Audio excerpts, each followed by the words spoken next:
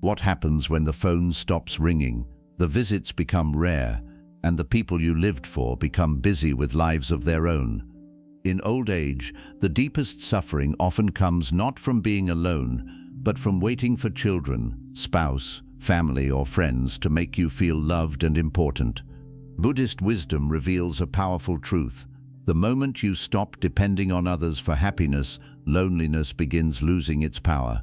These 12 lessons will teach you how to release expectations, protect your dignity, and become so peaceful that no one's distance or absence can ever break you again. 1. Stop waiting for children, family, or friends to make you feel important. One of the deepest pains in old age begins when you wait for other people to prove that you still matter. You wait for your children to call, for relatives to visit, for friends to remember you, or for someone to ask how you are feeling. When they do not, the silence can feel like rejection. But your value does not disappear because the phone is quiet or the door remains closed.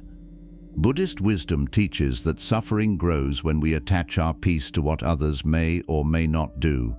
People have their own responsibilities, struggles, and changing lives, and their distance is not always proof that they no longer care. Stop making their attention the measure of your importance. Wake up with your own purpose, care for your body, keep your surroundings peaceful, learn something new, and create small moments that make the day meaningful. Call people because you love them, not because you need reassurance.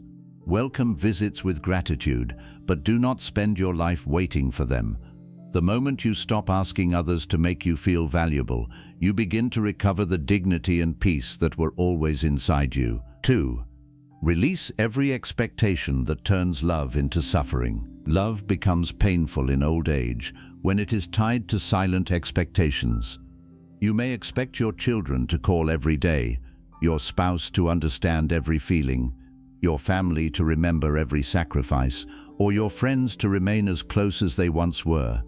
When people fail to meet these expectations, disappointment slowly becomes anger, loneliness, and resentment. Buddhist teachings remind us that attachment is not only attachment to people, it is also attachment to how we believe people should behave. You can love someone deeply without demanding that they prove their love in the exact way you desire. Their lives may be busy, their struggles may be hidden, and their way of caring may be different from yours. This does not mean accepting disrespect or neglect. It means refusing to turn every missed call, delayed visit, or forgotten occasion into evidence that you are unloved. Appreciate what people freely give, communicate your needs calmly, and release what you cannot control. The less you demand from love, the more clearly you can recognize its sincere moments. Peace begins when you stop saying, "They must behave this way for me to be happy," and begin saying, "I can love them without surrendering my inner balance." 3. Never make your spouse responsible for your inner peace. In old age, it is easy to expect your husband or wife to remove every feeling of loneliness, fear, sadness, or uncertainty. You may believe that because you have shared many years together, they should always understand your silence, notice your pain, and know exactly what you need. But your spouse is also growing older. They may be carrying physical pain, private worries, regrets, and emotional exhaustion that they do not know how to express. When you make one person responsible for keeping you happy, even a small misunderstanding can feel like betrayal.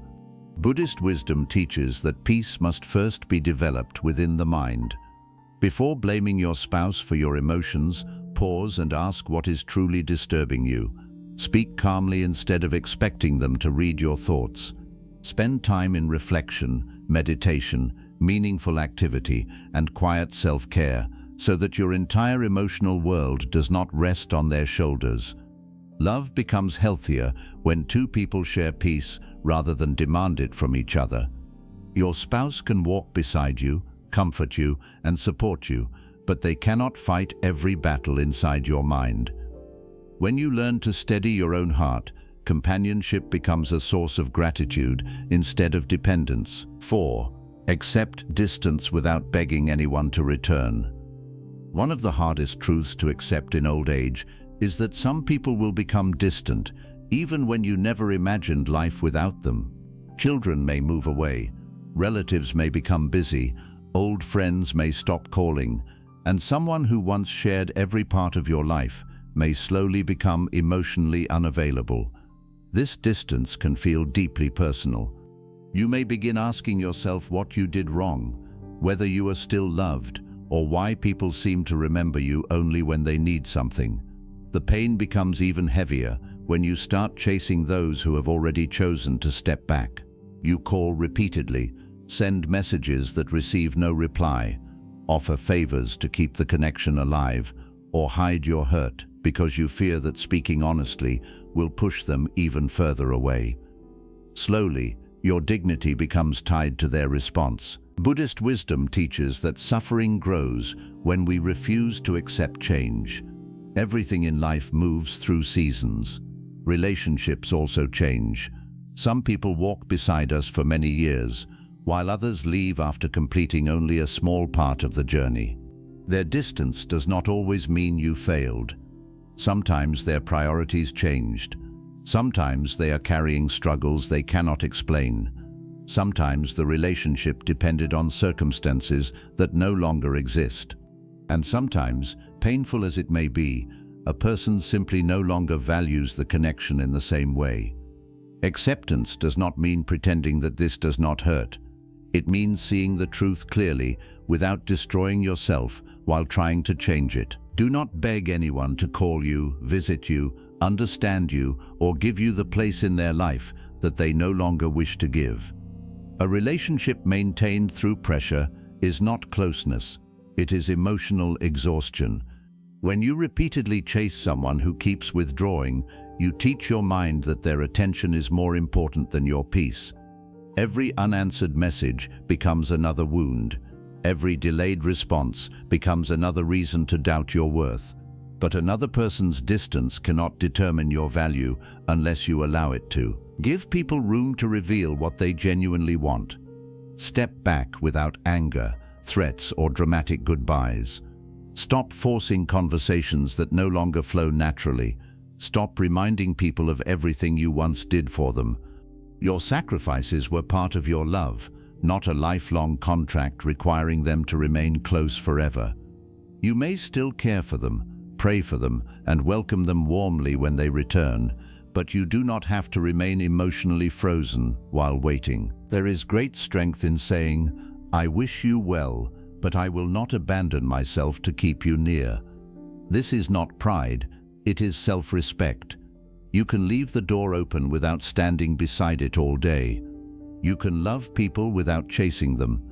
You can remember beautiful moments without demanding that the past return exactly as it was. The mind becomes peaceful when it stops fighting reality. Sometimes distance also gives you important information. It shows you who contacts you only when they need help, who values your presence, and who has become comfortable ignoring your feelings. Do not become bitter when you see this clearly. Bitterness creates another form of attachment because you remain emotionally tied to the people you resent. Instead, observe their behavior, adjust your expectations, and protect your energy. You do not need revenge, long explanations, or arguments. Quietly place people where their actions have shown they belong. This lesson is especially important when dealing with adult children. A parent may feel forgotten when children become absorbed in work, marriage, responsibilities, and their own families. It is natural to miss them, but do not turn every conversation into a complaint about how rarely they call. Constant guilt may bring temporary attention, but it will not create sincere closeness. Express your desire for connection calmly, then allow them to respond freely. Build a life that continues even when they are unavailable. When they visit, receive them with warmth, rather than punishing them for every day they were absent. Let your home become a place of peace, not a courtroom where they must defend their lives. The same applies to old friends. Some friendships fade because the routines that held them together disappear. Retirement, illness, relocation, grief, and changing interests can separate people who once spoke every day.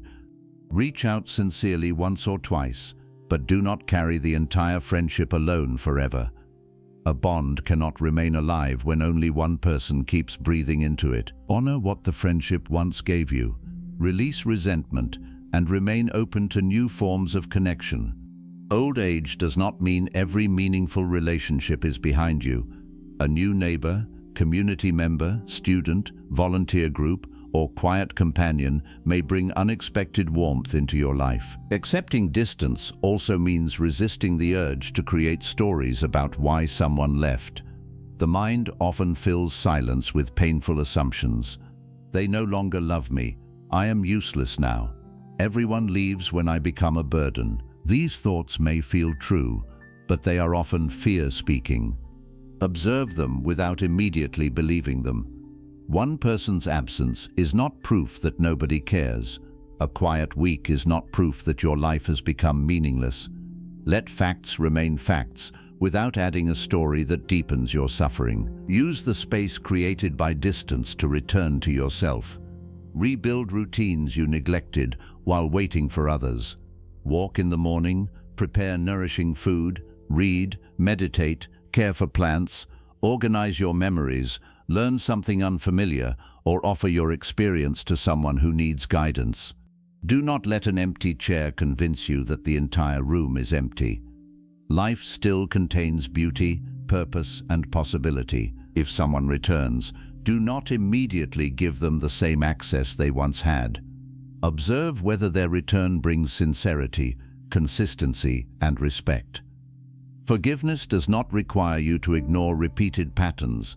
You may welcome a person without becoming dependent on them again. You may love them while keeping healthy boundaries. Peaceful people do not close their hearts, but they also do not hand the same person the power to wound them repeatedly. In old age, you have already survived many endings. You have watched places change, roles disappear, bodies weaken, and relationships transform. This is not evidence that life is cruel. It is evidence that nothing remains exactly the same. When you stop demanding permanence from people, you begin to appreciate their presence without fearing their departure. You become grateful for the time they give, but you no longer collapse when they step away. Let those who wish to leave go without losing yourself. Let those who wish to stay prove it through consistent actions. And while everyone else decides their place in your life, keep choosing your own peace. The person who can accept distance without begging, blaming, or breaking becomes emotionally free. You no longer chase people through closed doors. You turn back toward the life that is still waiting for you and continue walking with dignity. 5. Build a life that still feels full when nobody visits. A quiet home can become one of the most painful experiences of old age when you begin treating every empty chair as proof that you have been forgotten. You may wake up hoping someone will call, spend the afternoon listening for footsteps, and end the evening disappointed because nobody came. Days like this can make the house feel smaller, the silence feel heavier, and life feel as though it is happening somewhere else without you. But the real danger is not that nobody visited. The real danger is allowing another person's arrival to become the only event that gives your day meaning. Buddhist wisdom teaches that peace cannot be built on conditions you do not control.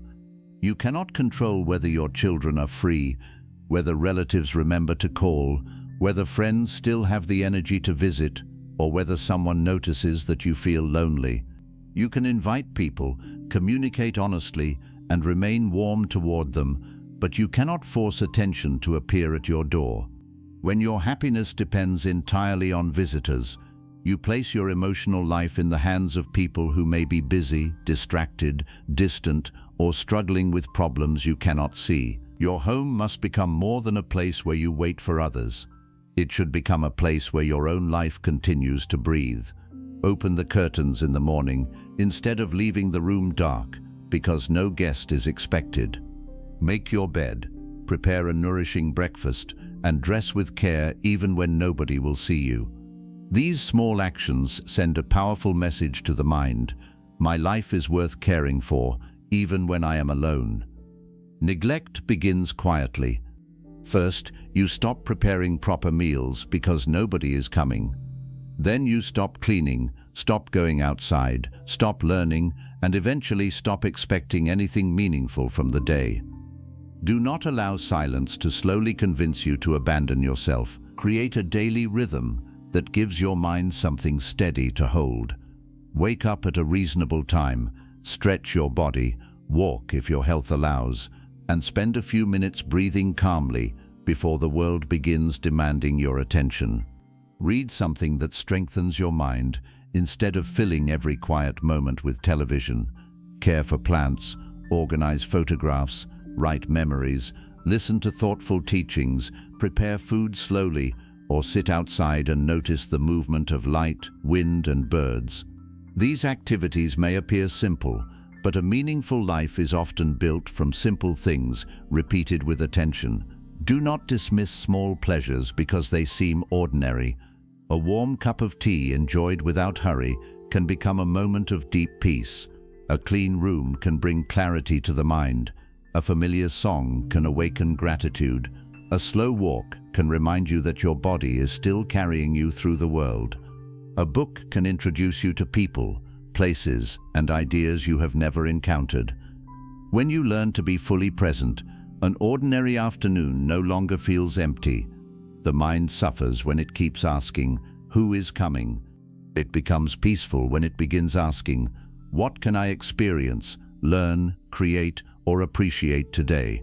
A full life also requires purpose. Many older people feel invisible because the roles that once defined them have changed. You may no longer be working, raising children, managing a busy household, or solving everyone's problems.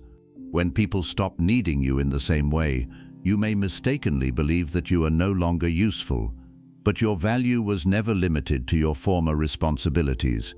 You still carry knowledge, experience, patience, and stories that can help someone else. Purpose does not always arrive as a grand mission. It may be offering encouragement to a younger person, helping a neighbor, sharing a skill, caring for an animal, volunteering, growing food, or simply becoming a calm presence in a troubled world. Ask yourself what you can still give without exhausting yourself. Perhaps you can teach someone how to cook a family recipe, help a child learn to read, call another lonely person, mend something broken, or share lessons from mistakes you survived. When you focus only on who is not visiting you, loneliness turns your attention inward until every thought becomes about what you lack. Service gently turns your attention outward. It reminds you that you still have something valuable to offer. However, building a full life does not mean pretending that you never need human connection. People need people. There is no wisdom in denying this. The goal is not to become cold, isolated, or too proud to reach out. The goal is to stop making one particular person or group responsible for all your connection. If your children cannot visit often, do not conclude that companionship is no longer possible. Speak to neighbors. Join a local gathering, spiritual community, reading circle, walking group, or volunteer activity.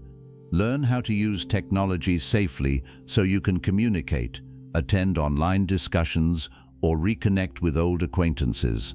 New relationships may not replace old ones, but they can bring fresh warmth into a life that has become too narrow. Do not wait for others to make the first move every time.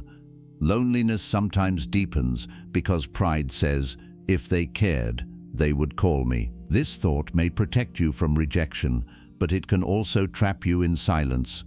Reach out without turning the call into a test. Ask how someone is doing. Share something kind. Invite a person for tea. Suggest a short walk. Make contact because you wish to connect, not because you are demanding proof of your importance. Some invitations will be accepted and others will not. Let every response remain a response, not a judgment of your worth. At the same time, be careful not to fill your life with people who repeatedly disturb your peace merely because you fear being alone. A full house is not always a peaceful house. Some visitors bring gossip, criticism, conflict, and emotional exhaustion.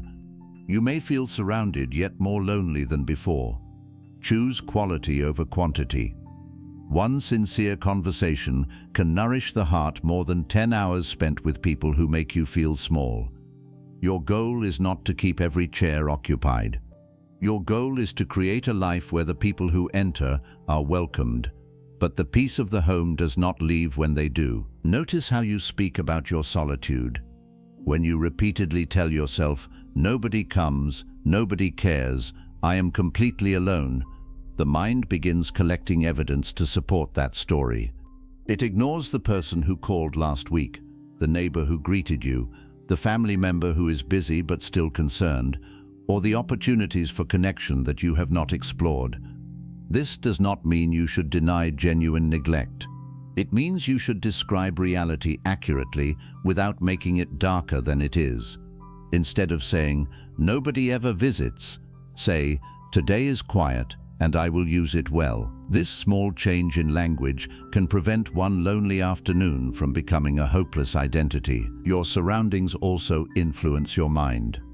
A neglected home can deepen sadness, while a cared-for space can support calm. You do not need expensive furniture or perfect decoration. Keep the areas you use clean and comfortable. Let sunlight enter. Remove objects that create unnecessary clutter. Display a few memories that bring gratitude rather than regret. Add a plant, a soft blanket, a meaningful picture, or a place where you can sit peacefully. Make your home feel like a sanctuary for the person who lives there, not a stage prepared only for guests. Prepare food with respect for yourself. Many people stop cooking properly when they live alone because they believe effort is only worthwhile when serving others. But you are also worthy of care. Make a simple meal attractive. Use the good cup instead of saving it for visitors. Sit at the table rather than eating carelessly while staring at a screen. Treat yourself as you once treated the people you loved. This is not selfishness. It is refusing to let your well-being disappear simply because fewer people are present. Learn something that makes tomorrow interesting. Old age becomes emotionally heavy when every day feels identical. Curiosity interrupts that heaviness. Study a new language, explore history, learn basic technology, practice drawing, discover new music, or understand a subject you once had no time to explore. You do not need to become an expert. The act of learning tells the brain that life is still unfolding. It gives you a reason to return to the next page, the next lesson, and the next day. Movement is equally important. When possible, do not spend the entire day in one chair waiting for company. Walk through your home, stretch gently, step outside, or follow exercises suitable for your health. Physical movement changes the emotional atmosphere of the day. It helps release tension, supports independence, and reminds you that you are still participating in life rather than merely observing it. Seek appropriate medical guidance for your condition, but do not surrender every ability through inactivity. There will still be difficult days. Some evenings will feel long. Certain holidays may bring painful memories of a time when the house was full. You may hear laughter from another home and feel the absence of people who once sat beside you. Do not judge yourself for feeling sad. Sit with the emotion without allowing it to become your entire future. Say, "This is loneliness, and it will move through me." Breathe slowly, make a warm drink, call someone trustworthy, listen to something comforting. Allow the feeling to exist without letting it decide what your life means. Buddhist teaching reminds us that everything changes, including emotional pain. A lonely moment rises, remains for a time, and eventually passes. The mind turns temporary pain into lasting suffering when it keeps repeating the same story. It will always be like this. You do not know that. Tomorrow may bring a call, a new interest, a meaningful conversation, or a quiet peace that you cannot imagine today. Leave space for life to surprise you. When visitors do come, enjoy them without clinging. Do not spend the entire visit complaining that they stayed away too long. If every meeting begins with guilt, People may begin to associate your home with pressure instead of warmth. Express hurt when necessary, but do not make punishment the price of returning. Be present with the person in front of you.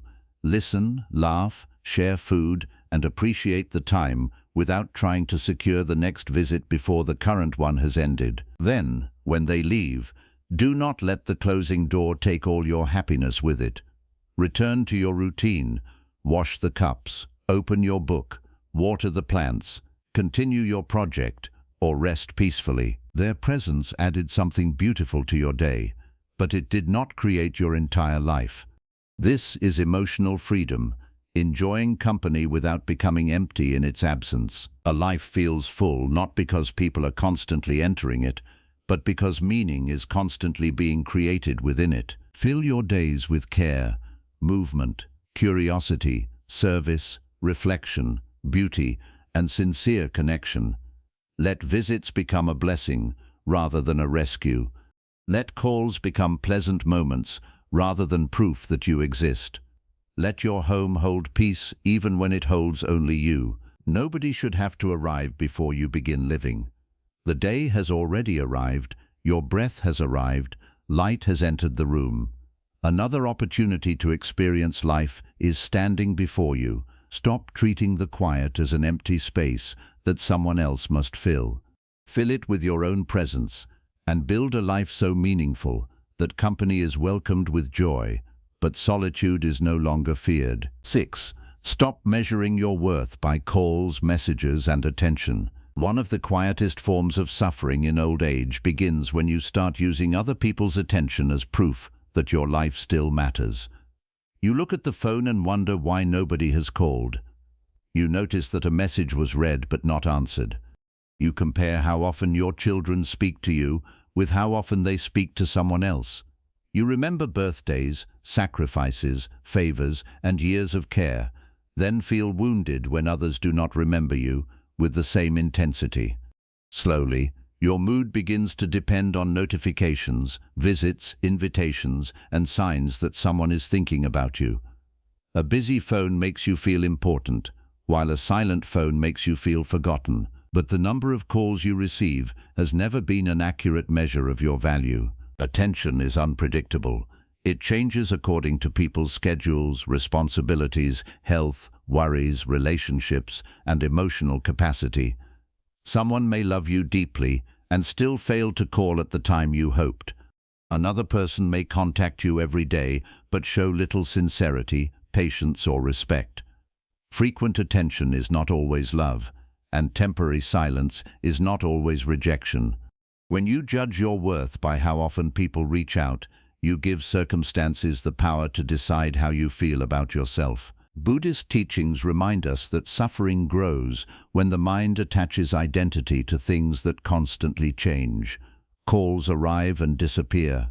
Messages are answered or ignored. People become close, then distracted. Invitations come during one season and stop during another. If your sense of importance is built on these changing conditions, your peace will rise and fall with every response. You will feel secure when attention is present and abandoned when it is absent. This is not freedom. It is emotional dependence disguised as connection. Ask yourself honestly, how many times have you checked the phone without any real reason?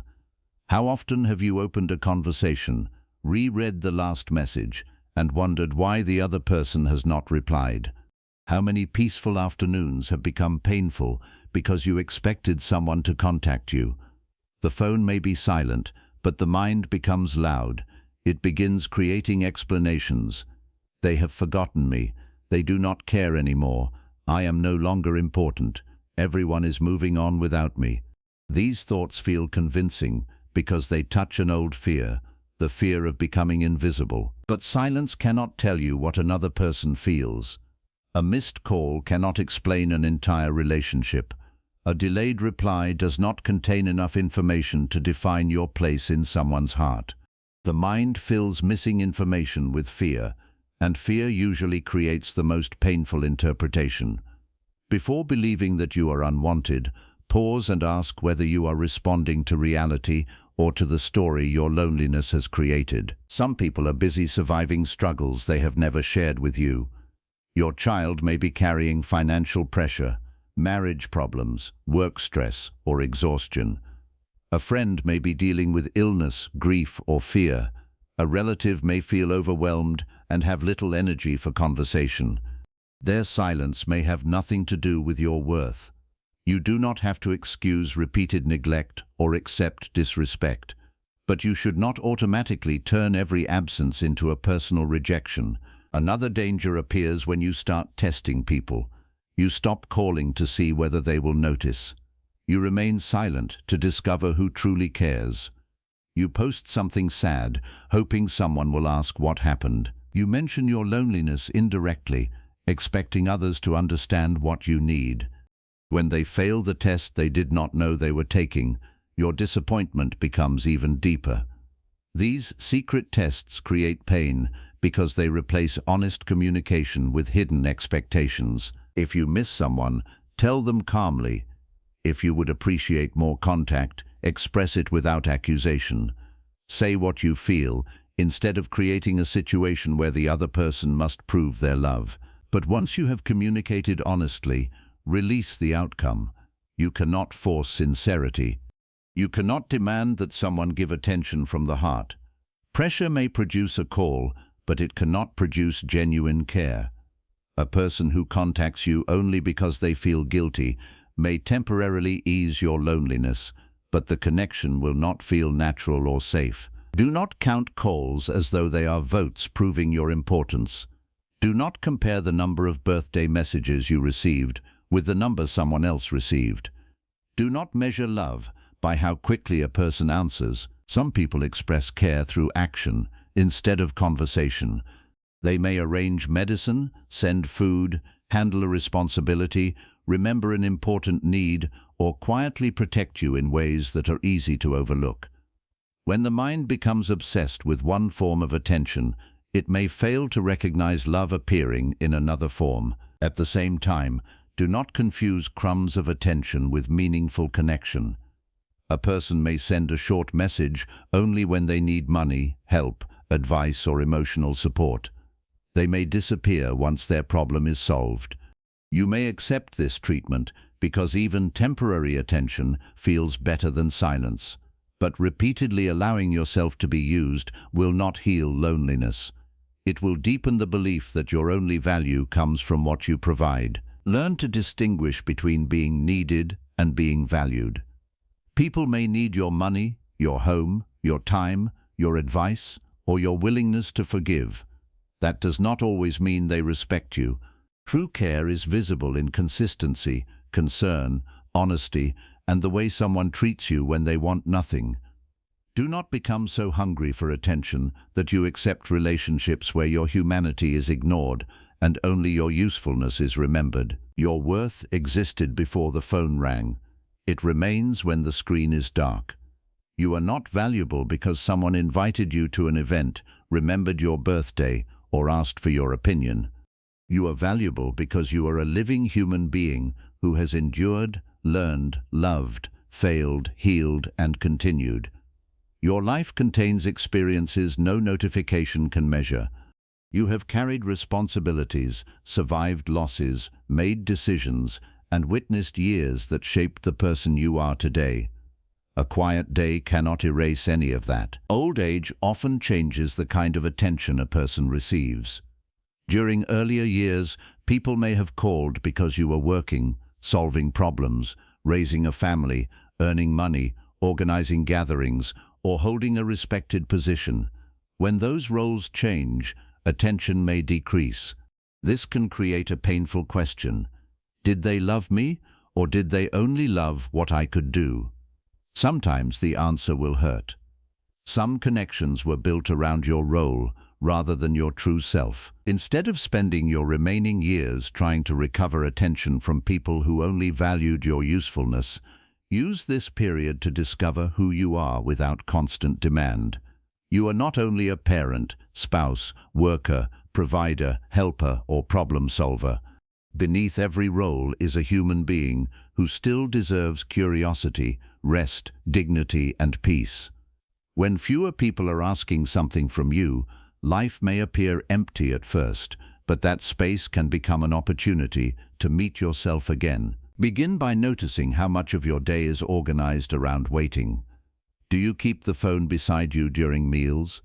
Do you interrupt a peaceful activity every time it makes a sound? Do you repeatedly check whether someone is online? Do you delay going outside because you fear missing a call? These habits train the nervous system to remain in a state of expectation. The mind never fully rests because it is constantly waiting for proof that someone remembers you. Set gentle boundaries with the phone.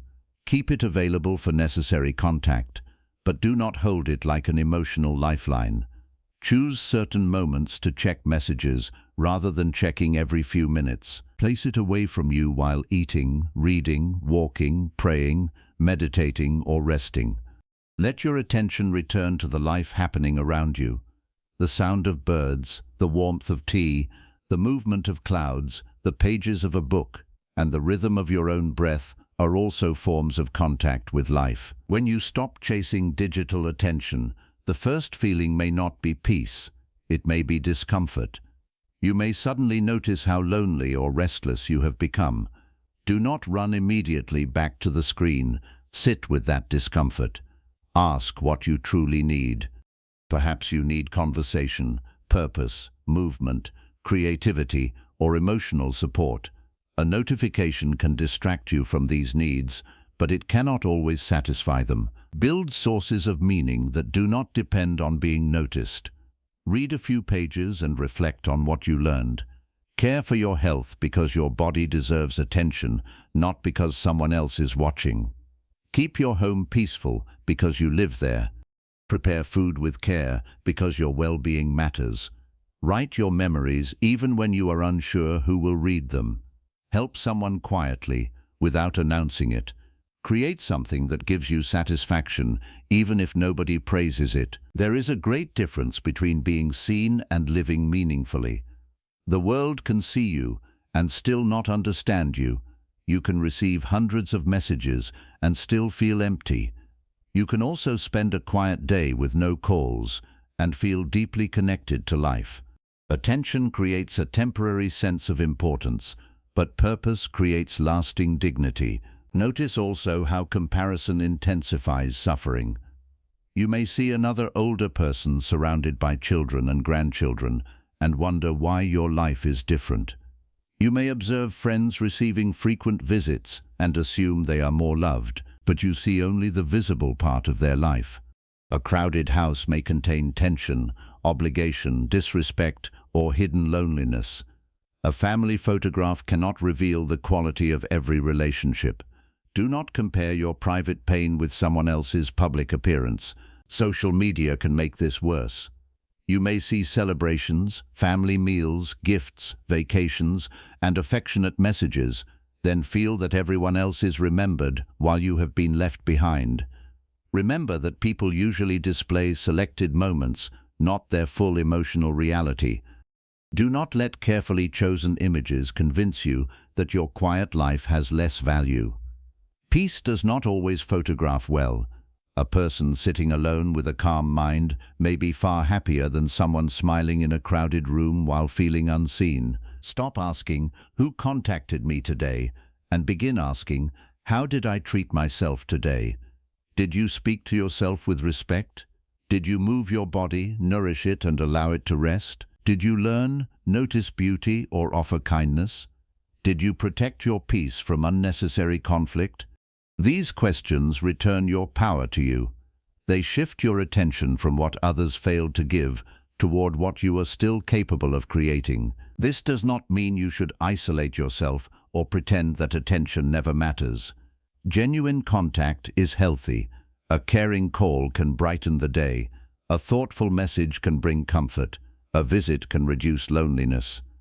The lesson is not to reject these things. The lesson is to receive them as gifts rather than treat them as proof of your existence. When someone calls, enjoy the conversation without immediately complaining about how long they took. If every call begins with, "You finally remembered me," the other person may feel punished for reaching out. Your pain may be real, but repeated guilt can make connection feel like an obligation. Speak honestly when necessary, yet leave room for a warm conversation to happen. Let people associate contact with sincerity and peace, not only with accusation. When nobody calls, do not turn the day into a funeral for your importance. Continue with your life. Make your plans. Step outside. Complete a small task. Listen to something meaningful. Contact someone when you genuinely wish to speak. But do not make the call from desperation, anger, or the need to test your worth. Reach out from freedom. Sometimes you must accept that a certain relationship has changed. A person who once spoke to you daily may now contact you once a month. You can spend years fighting this change, or you can adjust your expectations and protect your heart. Acceptance does not mean you approve of everything. It means you stop demanding that the present behave like the past. If someone repeatedly ignores you, cancels plans, contacts you only when convenient, or treats your feelings as unimportant, stop trying to earn better treatment through greater sacrifice. More giving will not always create more respect. Sometimes it only teaches the other person that they can offer very little and still receive everything from you. Step back calmly. Do not create drama. Let their effort determine the closeness they receive. A peaceful person does not chase attention, but neither do they remain available for careless treatment. They understand that self-respect and compassion can exist together. You may wish someone well while reducing your emotional dependence on them.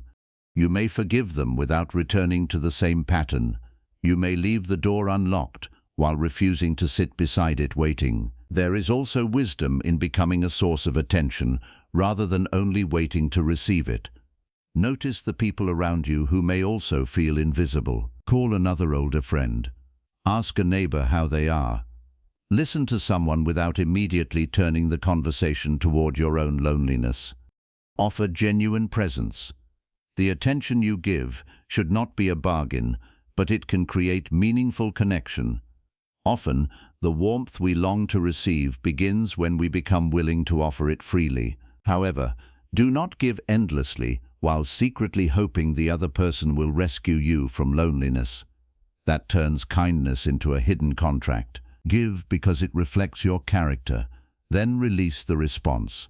Some people will return the care, and others will not. Let their behavior guide your boundaries without poisoning your heart. Practice sitting through a silent day without calling it a wasted day. Silence can become frightening when you believe it means absence, but it can also become spacious. It allows you to hear your thoughts, recognize your habits, and understand what truly matters. At first, silence may expose old wounds. With patience, it can become a place where the mind stops performing for others and finally rests. You have spent many years being watched, needed, judged, appreciated, criticized, or ignored.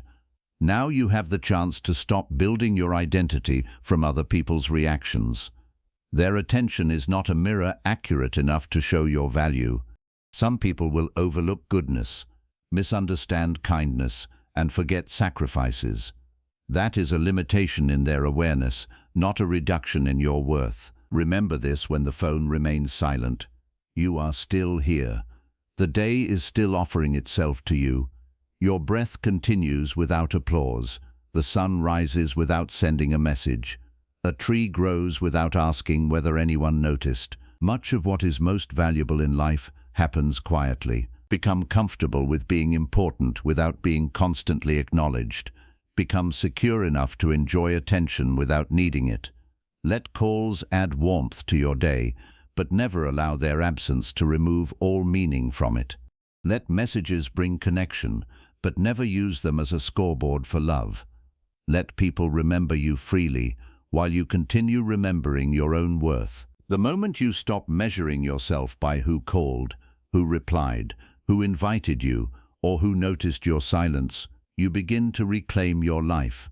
You no longer live from notification to notification. You no longer hand your dignity to people who may be distracted. You begin to understand that attention can come and go, but the value of a human life is deeper than any screen can display. Your worth is not waiting inside someone else's response. It is already present in the way you continue, the wisdom you carry, the kindness you choose, and the peace you are learning to protect. The phone may remain quiet, but your life does not have to become silent. 7. Master the art of being alone without feeling abandoned. There is a great difference between being alone and feeling abandoned. Being alone is a condition, feeling abandoned is an interpretation. You may sit in a quiet room with no one beside you, yet still feel peaceful, complete, and connected to life. You may also sit among children, relatives, or friends, and feel deeply unseen. The pain does not always come from physical solitude. It often comes from the meaning your mind gives to it. In old age, loneliness can become especially powerful because many familiar structures begin to change.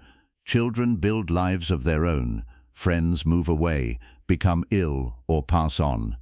A spouse may become less emotionally available or may no longer be present. Work ends, responsibilities decrease, and the house that once felt alive may become quiet. When these changes happen, the mind can begin repeating a painful message.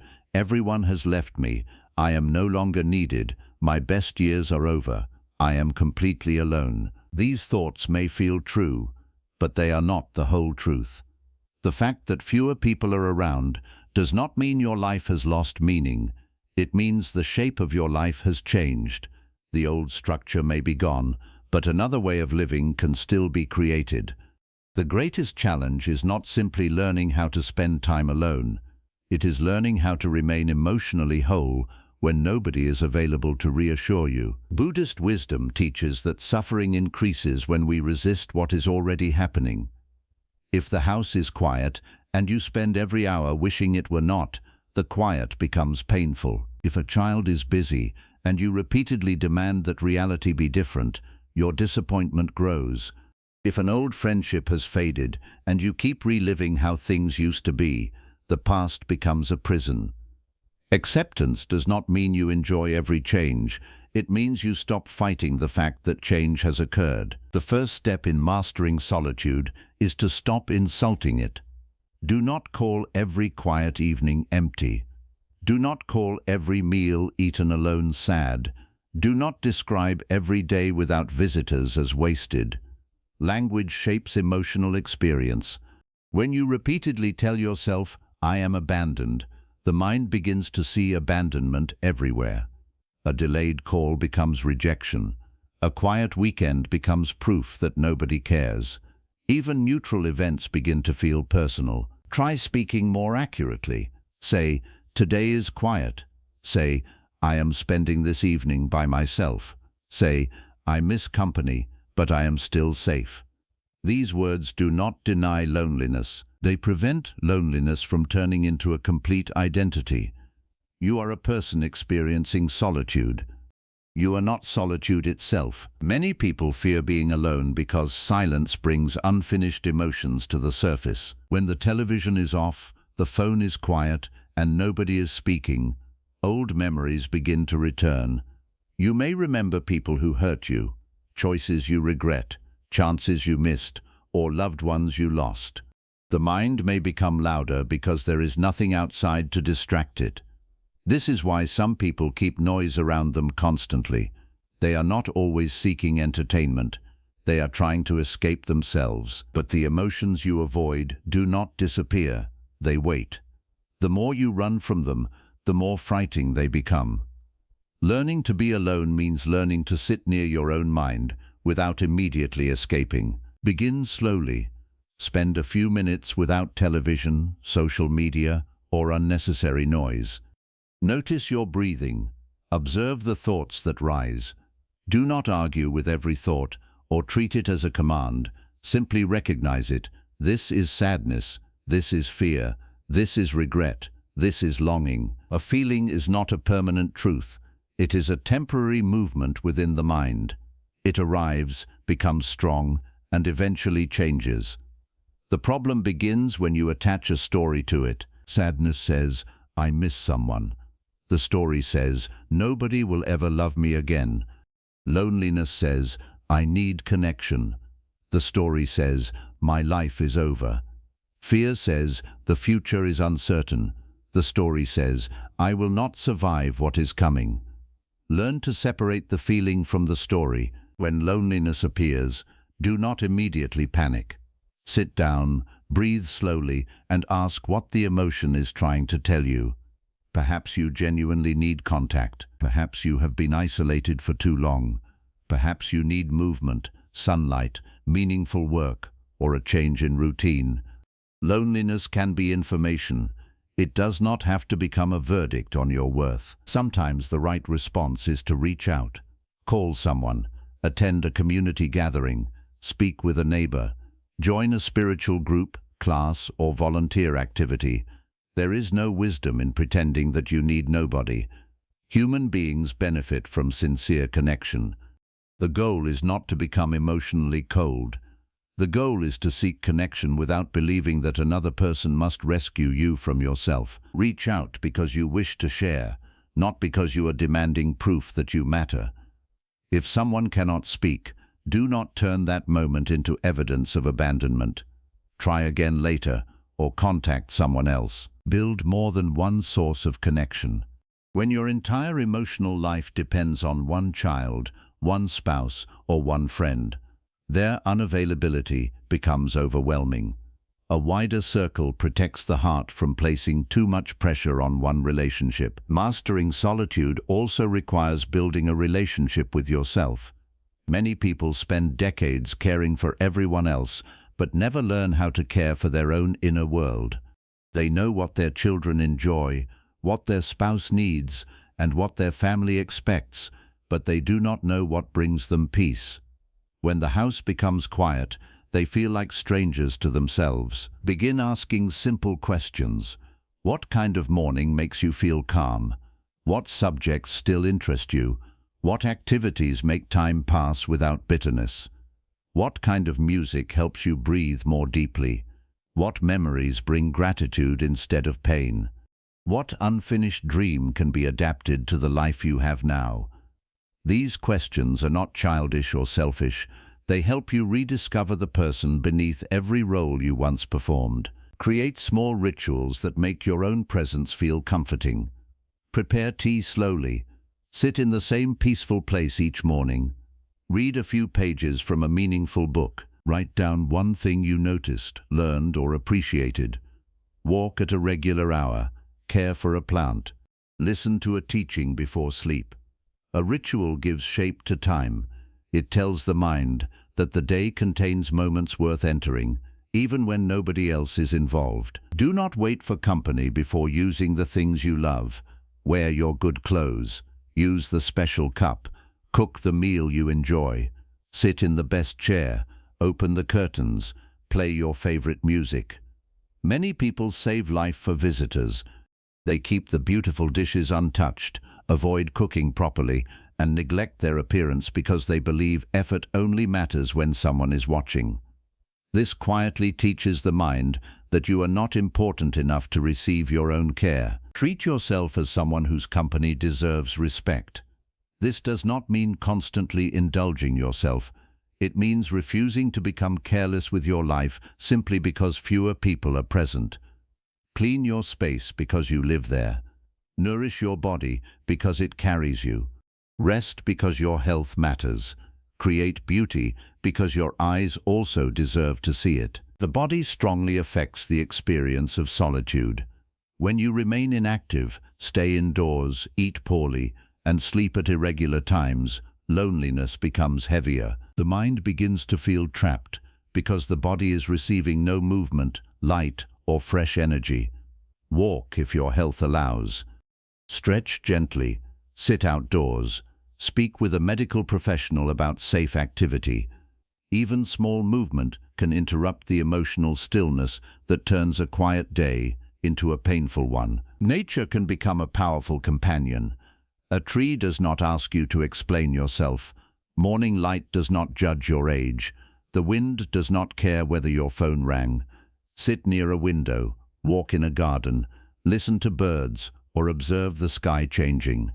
Nature reminds you that life is larger than human attention. You are still part of a living world, even when no person is standing beside you. Notice how much suffering comes from comparison. You may see another older person surrounded by children and grandchildren and think, "Why is my life so empty?" You may hear neighbors laughing together and feel that everyone else belongs somewhere except you. But comparison shows only the surface. A crowded house may contain tension, obligation, and emotional distance. A person who receives frequent visits may still feel misunderstood. You cannot measure another person's peace by the number of people around them. Your path is different. The question is not whether your life looks full from the outside. The question is whether you can create meaning within the life you actually have. A peaceful morning alone may contain more dignity than a noisy gathering where you are ignored. One honest conversation may be more nourishing than a room full of shallow attention. Do not become desperate for company. Desperation can lead you to welcome people who repeatedly disrespect, manipulate, or use you. You may tolerate gossip, criticism, financial exploitation, or emotional pressure because you fear silence more than mistreatment. But harmful company does not cure loneliness.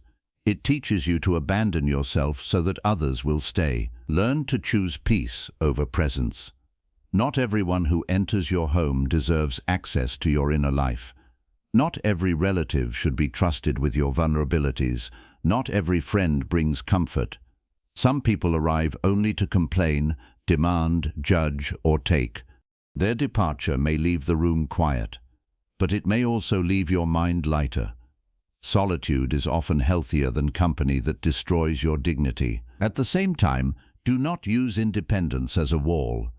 Some older people become so afraid of being hurt that they reject every invitation, refuse help, and stop expressing affection. They say, "I do not need anyone," but beneath those words is fear. True independence does not mean closing the heart. It means allowing connection without becoming controlled by it. Receive kindness when it comes. Accept a visit. Let someone help with a task. Share a meal. Speak honestly with a trustworthy person. The ability to be alone should make relationships healthier, not unnecessary. When you are no longer terrified of solitude, you stop clinging to people. You can enjoy them freely because you are not using them to escape yourself. One of the most difficult times for loneliness is the evening. The day becomes quieter, tasks are finished, and memories often grow stronger. Prepare for this time instead of allowing it to surprise you every night. Create an evening routine. Eat at a regular hour. Avoid endless distressing news. Listen to something peaceful. Read, write, pray, meditate, or speak with someone earlier in the evening. Keep the room warm and comfortable. A predictable routine can make the night feel safe rather than empty. If grief appears, let it appear. Being alone may remind you of a spouse who died, a friend who is gone, or a family life that no longer exists. Do not shame yourself for missing them. Love leaves an absence when its physical form disappears. Grief is not weakness, but do not allow grief to convince you that your remaining life has no value. You can honor the past without living inside it. Look at photographs with gratitude, not only despair.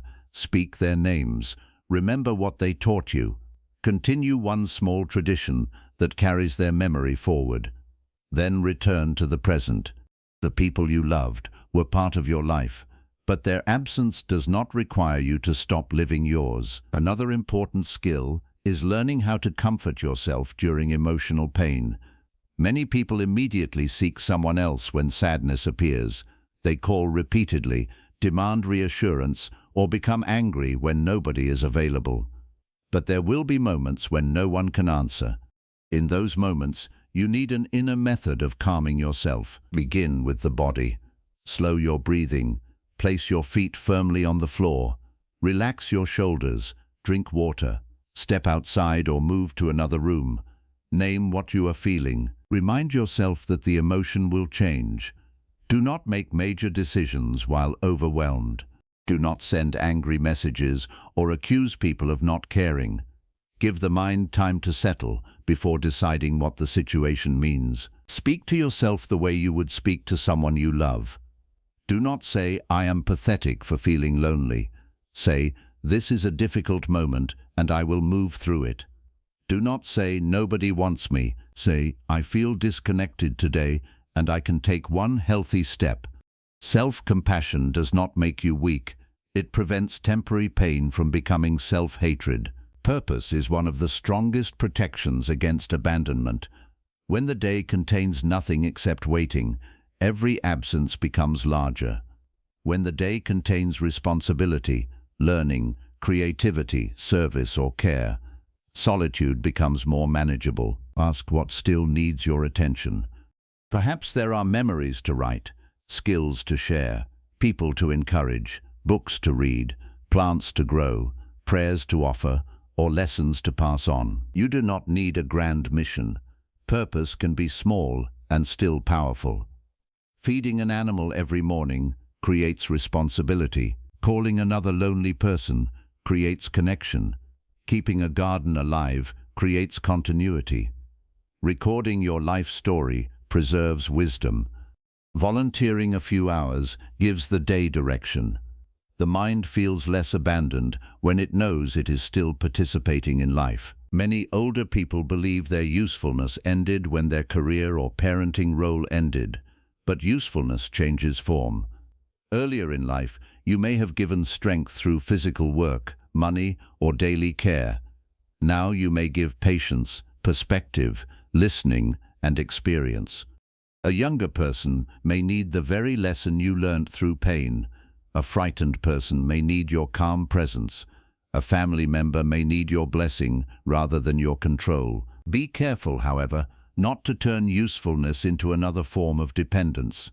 Do not help only so that people will keep you close. Do not give money to purchase attention. Do not solve every problem because you fear becoming unnecessary.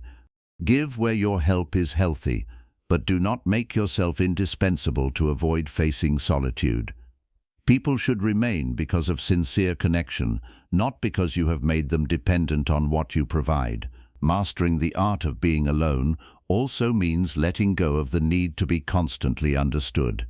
There may be thoughts, memories, and emotions that no child, spouse, or friend fully understands. This can feel painful, but complete understanding from another person is impossible. Every human mind experiences life through its own history. Even those who love you deeply will sometimes misunderstand you. Instead of becoming angry, learn to understand yourself more clearly. Write your thoughts. Reflect before speaking. Identify what truly hurts. Sometimes the pain is not that others failed to understand you. It is that you have never fully listened to yourself. Solitude can become a place of self-knowledge when you stop treating it only as punishment. Silence can teach you where your attachments live. It reveals whose approval you still chase, which memories still control you, and what fears you have avoided. This can be uncomfortable, but it is valuable. A noisy life hides many wounds. A quiet life exposes them so they can finally be understood. Do not expect to love solitude immediately. If you have depended on constant company for decades, silence may feel unnatural at first. Build the ability gradually. Spend one peaceful hour without unnecessary contact. Complete one meal without a screen. Take one walk alone. Attend one activity by yourself. Each time you remain calm, the mind learns that solitude is survivable. Then it begins to learn something deeper. Solitude can be enjoyable. You can move at your own pace. You can choose what to eat, read, watch, or listen to. You can rest without explaining yourself. You can think without interruption. You can create without criticism. Solitude contains freedoms that are difficult to notice when you are focused only on what is missing. Being alone can also protect you from the constant pressure to perform. Around others, you may feel the need to appear strong, cheerful, useful, or agreeable. In solitude, you can stop performing. You can admit that you are tired. You can cry without embarrassment. You can sit quietly without filling every silence. You can become honest with your own experience, but do not remain isolated when your emotional or physical health is declining. Independence does not mean ignoring danger. If you feel persistently hopeless, unable to care for yourself, deeply depressed or unsafe, seek support from family, community services, a doctor, counselor, or trusted spiritual leader. Buddhist acceptance is not passive surrender to preventable suffering. Wisdom includes asking for help when help is necessary. There is dignity in knowing the difference between loneliness that can be soothed through healthy routine and isolation that requires outside support. Do not be ashamed to admit that you need connection. The goal is not to prove that you can survive without anyone. The goal is to prevent fear of solitude from controlling every decision. The more peaceful you become alone, the less power people have to manipulate you through withdrawal. You will no longer tolerate disrespect because you are afraid they might leave. You will no longer beg someone to stay after they have shown you that they do not value your presence. You will no longer surrender your savings, boundaries, or dignity simply to keep company. When you know how to sit with yourself, another person's departure may still hurt, but it will not destroy your identity. You will grieve the relationship without believing that your entire life has ended. You will miss their presence without forgetting your own. This is the freedom hidden inside solitude. You begin to understand that you are not waiting for someone else to give you permission to live. You can wake up and create a meaningful morning. You can make decisions that protect your health. You can learn, serve, remember, rest, and enjoy. You can remain open to love without becoming dependent on its constant proof. The strongest person in old age is not the one who has the most visitors. It is the one who can welcome people warmly, release them peacefully, and remain emotionally steady in between. They enjoy companionship, but they do not collapse when the door closes. They appreciate a call, but they do not spend the entire day waiting beside the phone. They love their children, spouse, family, and friends, but they do not ask those people to carry the full weight of their existence. Mastering solitude does not happen when the world stops leaving you alone. It happens when being alone no longer means that you have been rejected by life. You realize that your own presence is not a punishment. The quiet is not always emptiness. Sometimes it is a space where peace has finally found room to enter. Let the silent room become a place where you meet yourself with kindness. Let the empty chair remind you to sit down and rest.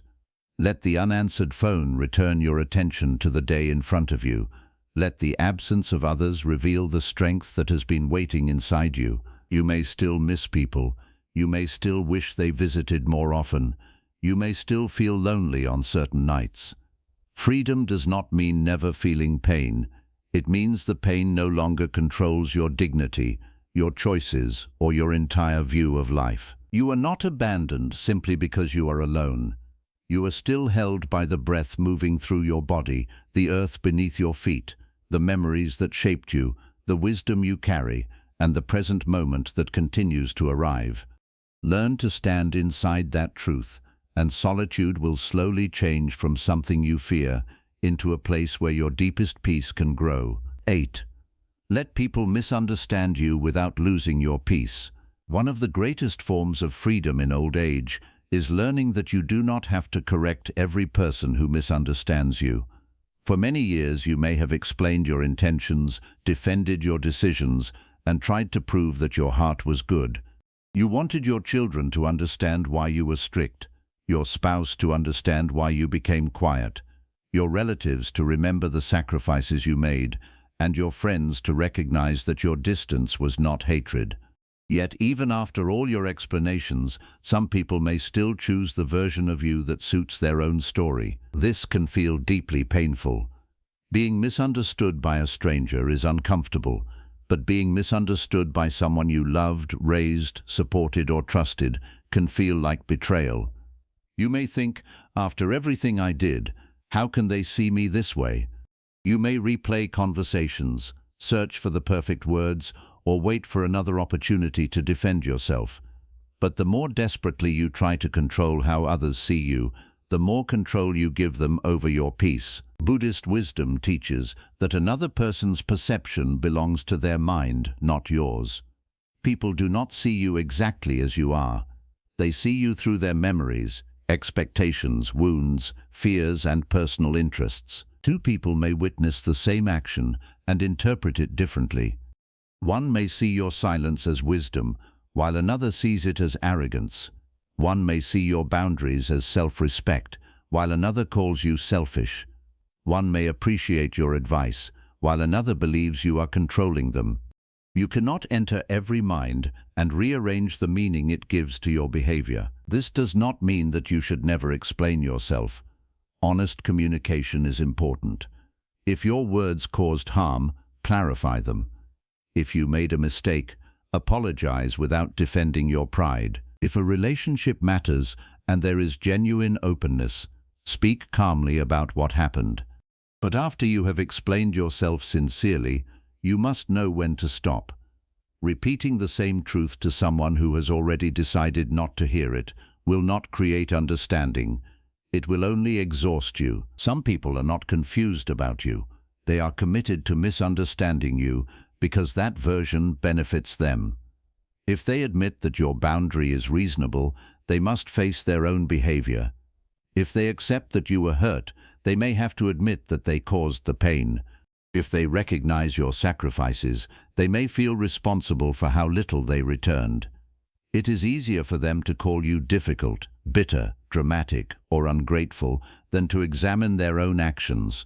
Do not spend the later years of your life standing before closed minds, begging them to see your heart correctly. You may lose precious time trying to win a trial that exists only inside someone else's imagination. Even if you speak perfectly, they may hear only what supports the opinion they already hold. Peace begins when you understand that not every accusation deserves a defense, and not every misunderstanding requires a response. Ask yourself why another person's opinion carries so much power. Is it because you need everyone to think you are good? Is it because you fear being rejected? Is it because your identity depends on being appreciated for what you gave? These desires are understandable, but they create suffering when they become demands. No human being can pass through life without being misunderstood. The more visible, honest, or independent you become, the more likely someone will interpret you incorrectly. You may have spent much of your life being the person who kept everyone happy. You avoided disagreement, said yes when you wanted to say no, and remained silent when people crossed your boundaries. Perhaps you believed that if you were generous enough, patient enough, or useful enough, nobody would speak badly of you. But pleasing everyone does not protect you from criticism. It only teaches some people to expect your obedience. The moment you begin protecting your time, health, finances, or emotional peace, those who benefited from your lack of boundaries may say that you have changed. They are correct. You have changed from someone who abandoned themselves to keep others comfortable into someone who understands that peace also deserves protection. Do not mistake their disappointment for proof that your boundary is wrong. Suppose an adult child asks for money you cannot safely afford to give. You refuse, and they call you selfish. If you immediately surrender because you cannot tolerate being misunderstood, you place their opinion above your security. Suppose a relative repeatedly insults you and you reduce contact. They tell others that you have become proud. If you return to the same harmful situation simply to repair your reputation, you sacrifice your peace to protect an image. Not every negative opinion is a sign that you have done something wrong. Sometimes it is the price of finally doing what is healthy. You must learn to examine your actions honestly without allowing every complaint to control you. Ask, was I cruel, dishonest, or unfair? If the answer is yes, correct yourself. If the answer is no and you acted with respect, then allow the other person to remain unhappy. There is a difference between self-reflection and self-doubt. Self-reflection asks, what can I learn from this? Self-doubt says, everyone must be right about me, and I must be wrong. A wise person listens to criticism without swallowing all of it. They separate useful truth from emotional manipulation. Some criticism helps you grow. Other criticism is simply pressure designed to return you to a role that served someone else. In old age, your energy becomes more valuable. You may not have the strength to carry every family conflict, answer every accusation, or explain decades of decisions to people who remember only what supports their anger. Protect that energy. You do not need to attend every argument to which you are invited. You do not need to answer every message written in disrespect. Silence can be an act of wisdom when words would only feed the conflict. However, silence should not come from fear. Do not remain silent when your safety, finances, health, or dignity are being threatened. Do not use Buddhist detachment as an excuse to tolerate abuse. Speak clearly when necessary. Seek support. Set firm limits. Distance yourself from danger. Peace does not mean allowing people to harm you without consequence. It means responding from clarity rather than uncontrolled anger. When someone misunderstands you, pause before reacting. Notice what happens in your body. Your chest may tighten, your breathing may become shallow, and your mind may rush toward defense. You may want to interrupt, raise your voice, list everything you have done, or attack the other person's weaknesses. If you respond from that state, you may say things that create a second problem larger than the first. Take a breath. Let the first wave of emotion pass. Ask whether the situation requires an answer now. Many misunderstandings become more dangerous because people react immediately while both minds are heated. A calm delay is not weakness. It gives wisdom time to enter the conversation. When you speak, do not explain your entire life. Use clear and simple words. Say, "That was not my intention." Say, "I understand that you see it differently." Say, "I will not continue this conversation while I am being insulted." Say, "I have explained my decision, and it will not change." Clear speech protects your dignity better than a long emotional defense. The more you over-explain, the more opportunities people have to argue with every sentence. You may begin with one issue and end up defending your character, your parenting, your marriage, your past, and every sacrifice you ever made. Eventually, you become so emotionally tired that you agree to something you know is wrong simply to end the pressure. Learn to stop after the truth has been stated. You do not need another person to agree before your boundary becomes valid.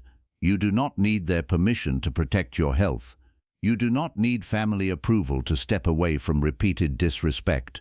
Agreement is pleasant, but it is not always necessary. Sometimes the most peaceful words are, "You are free to see it that way." This sentence may feel difficult because it means giving up control. It means accepting that someone may leave the conversation believing something unfair. But ask yourself which is more painful, allowing one person to misunderstand you, or spending days destroying your peace while trying to force them to understand. The mind that demands correction from everyone becomes a prisoner of every opinion. Rumors can be especially painful. A relative may share only part of the story. Someone may repeat your private words without context. People who never asked you what happened may form strong opinions. You may feel tempted to contact everyone and defend yourself. But trying to chase every rumor is like trying to catch smoke with your hands. The more attention you give it, the larger it can become. Correct serious falsehoods when they could affect your safety, reputation, legal rights, finances, or important relationships. But do not turn your remaining life into a campaign to control every conversation happening in your absence. People who truly know your character will look at the pattern of your life. Those who prefer gossip were never searching for truth. Let time reveal what arguments cannot. Character is not proven by one emotional speech. It is revealed through consistent behavior. Continue living with honesty. Keep your promises. Treat people respectfully. Protect your boundaries without cruelty. A false story may travel quickly, but a steady life has a deeper voice. You may feel especially hurt when your children misunderstand your past choices. They may remember the times you were absent, strict, worried, or impatient, but not understand the pressure you carried. They may judge decisions made during difficult circumstances using knowledge they gained many years later. Your first reaction may be to remind them of every sacrifice, but pain does not always disappear when you list what you gave. Listen before defending yourself. Their experience may contain truth even when their interpretation feels unfair. A child can be grateful for your sacrifices and still carry pain from the way something affected them. You do not lose your dignity by acknowledging their feelings. You can say, "I understand that this hurt you. At the time, I believed I was doing what was necessary. I am sorry for the pain my decision caused." An apology does not always mean you were entirely wrong. It can mean that you care about the impact of your actions, but once you have listened, apologized where needed, and explained honestly, do not remain trapped in endless punishment. Nobody can rewrite the past. Healing requires responsibility from both sides. Some people may use your guilt to control you. Every disagreement becomes another opportunity to mention old mistakes. No amount of apology is ever enough. You are expected to surrender every boundary because of something that happened years ago. This is not healing. It is emotional captivity. You can accept responsibility without agreeing to be punished forever. Say, "I have apologized and tried to repair what I could. I cannot change the past, but I will not allow it to be used to control every decision I make today." This is not avoidance. It is accepting that remorse must eventually become wisdom rather than permanent self-hatred. You may also be misunderstood by a spouse. Years of familiarity can create the false belief that each person already knows what the other thinks. Your quietness may be interpreted as anger. Their tiredness may feel like rejection. A simple misunderstanding can awaken decades of unresolved pain. Instead of assuming, ask, say, "I noticed you became quiet. Is something troubling you?" Curiosity creates understanding where accusation creates distance. Do not expect your spouse to read your mind. If you need comfort, say so. If something hurt you, explain it without collecting every past mistake. If you need space, communicate that clearly. Many relationships suffer not because love has disappeared, but because both people keep responding to assumptions rather than reality. There will still be moments when your spouse does not understand you. They may hear your needs as criticism or your boundary as rejection. Remain calm. You can love someone without forcing complete agreement. A mature relationship has room for two people to experience the same situation differently. Friends can also misunderstand changes in your life. Perhaps you no longer want to attend certain gatherings, tolerate gossip, or spend money the way you once did. A friend may accuse you of becoming distant. Explain your reasons once with kindness. A true friend may need time, but they will eventually respect your growth. Someone who only valued the old version of you may leave. Let them leave without turning their departure into proof that you were wrong. Every relationship cannot follow you through every stage of life. Some friendships depend on routines, habits, or behaviors you have outgrown. Gratitude for the past does not require you to remain trapped inside it. A major part of peace is accepting that you will also misunderstand others. The mind often assumes that our own view is complete. Just as people see you through their wounds, you may see them through yours. Someone's distance may feel like rejection when they are actually overwhelmed. Their silence may feel disrespectful when they are afraid of conflict. Their refusal may feel ungrateful when they are protecting a boundary. Before judging, ask questions. Listen without preparing your defense. Accept the possibility that your first interpretation may be incomplete. The humility to reconsider your own view makes you less disturbed when others fail to reconsider theirs. You understand how easily human beings create stories from limited information. Buddhist teachings encourage observing the mind without becoming controlled by it. When you are misunderstood, Notice the desire to protect your image. Notice the fear that people will think badly of you. Notice the anger that says, after everything I did, they should know me better. Do not judge these reactions. Observe them. Every observation weakens their control. Ask yourself, who am I when nobody approves of me? This is a difficult but liberating question. If your identity collapses every time someone criticizes you, then your identity is being built outside yourself. You need an inner foundation based on values, not applause. Know what you stand for. Perhaps you value honesty, compassion, responsibility, patience, dignity, and non-harm.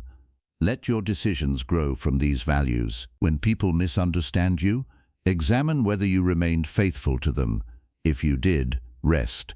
If you did not, correct your behavior. This is far more useful than asking whether everyone liked your decision. Peace comes from alignment, not popularity. A person may be praised while living dishonestly and criticized while doing what is right. Public approval cannot replace a clear conscience. In old age, you have less time to perform for people who may never be satisfied.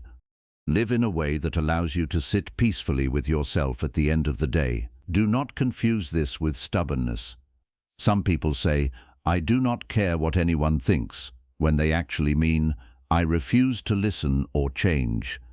Wisdom remains open. You should listen to trusted people who speak with honesty and concern. If several sincere people identify the same harmful pattern in your behavior, reflect carefully. Freedom from approval does not mean freedom from responsibility. Choose whose opinions deserve weight. Not everyone should have equal authority over your mind. Advice from a wise, trustworthy person who knows the full situation is different from criticism from someone who thrives on conflict. The opinion of a doctor about your health deserves attention. The opinion of a manipulative relative about your boundary may not. Ask 3 questions. Does this person know the full truth? Do they genuinely care about my well-being? Do their own actions show wisdom and integrity? If the answer is no, you do not need to carry their judgment as though it came from a place of truth. Some misunderstandings cannot be repaired because the other person is no longer present. Perhaps someone died while believing something about you that was not true. Perhaps a friendship ended before you could explain yourself. You may carry the unfinished conversation for years. You imagine what you would say and wish you had one more chance to be understood. You cannot return to the moment, but you can release the burden. Write the words you never spoke. Acknowledge what you regret. Forgive yourself for not having the wisdom then that you have now. You do not need a response from the past to begin healing in the present. The desire to be understood often hides the desire to be forgiven. Sometimes you are not only trying to correct another person's opinion, you are trying to escape your own guilt. If you made a real mistake, admit it. Make amends where possible. Then allow yourself to continue living. Permanent self-punishment does not repair anyone. It only creates another life damaged by the same event. You may never receive the understanding you hoped for. A child may always remember you through one painful chapter. A relative may continue believing a false story. An old friend may never see why you stepped away.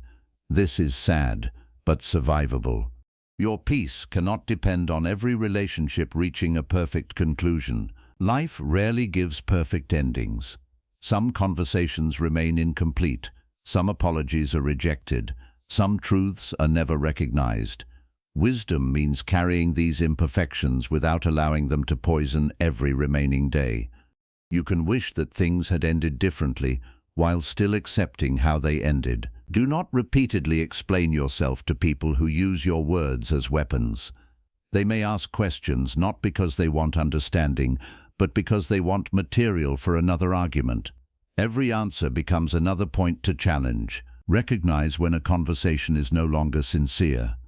You can say, I have answered this already, and I will not discuss it again. Walking away from an unproductive conversation is not losing. Sometimes continuing the argument is how you lose your peace, dignity, and time.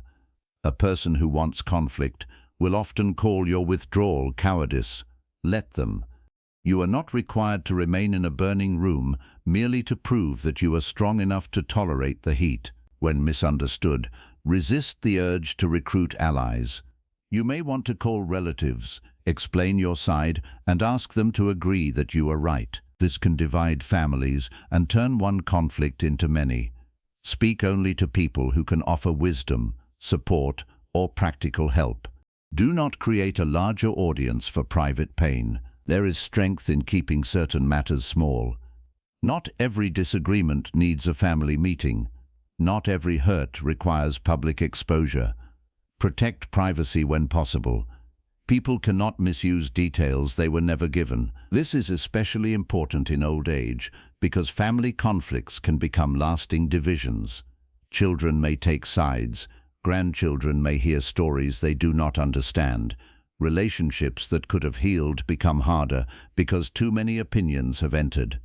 Handle misunderstandings directly when it is safe and possible. If the other person refuses calm communication, accept the limit. You cannot create a healthy conversation alone. Understanding requires two people willing to listen. When only one person is open, your effort has a boundary. Protect your nervous system from endless emotional battles. Conflict affects sleep, blood pressure, appetite, concentration, and physical health. A conversation may end after 20 minutes, but your body can continue carrying it for days.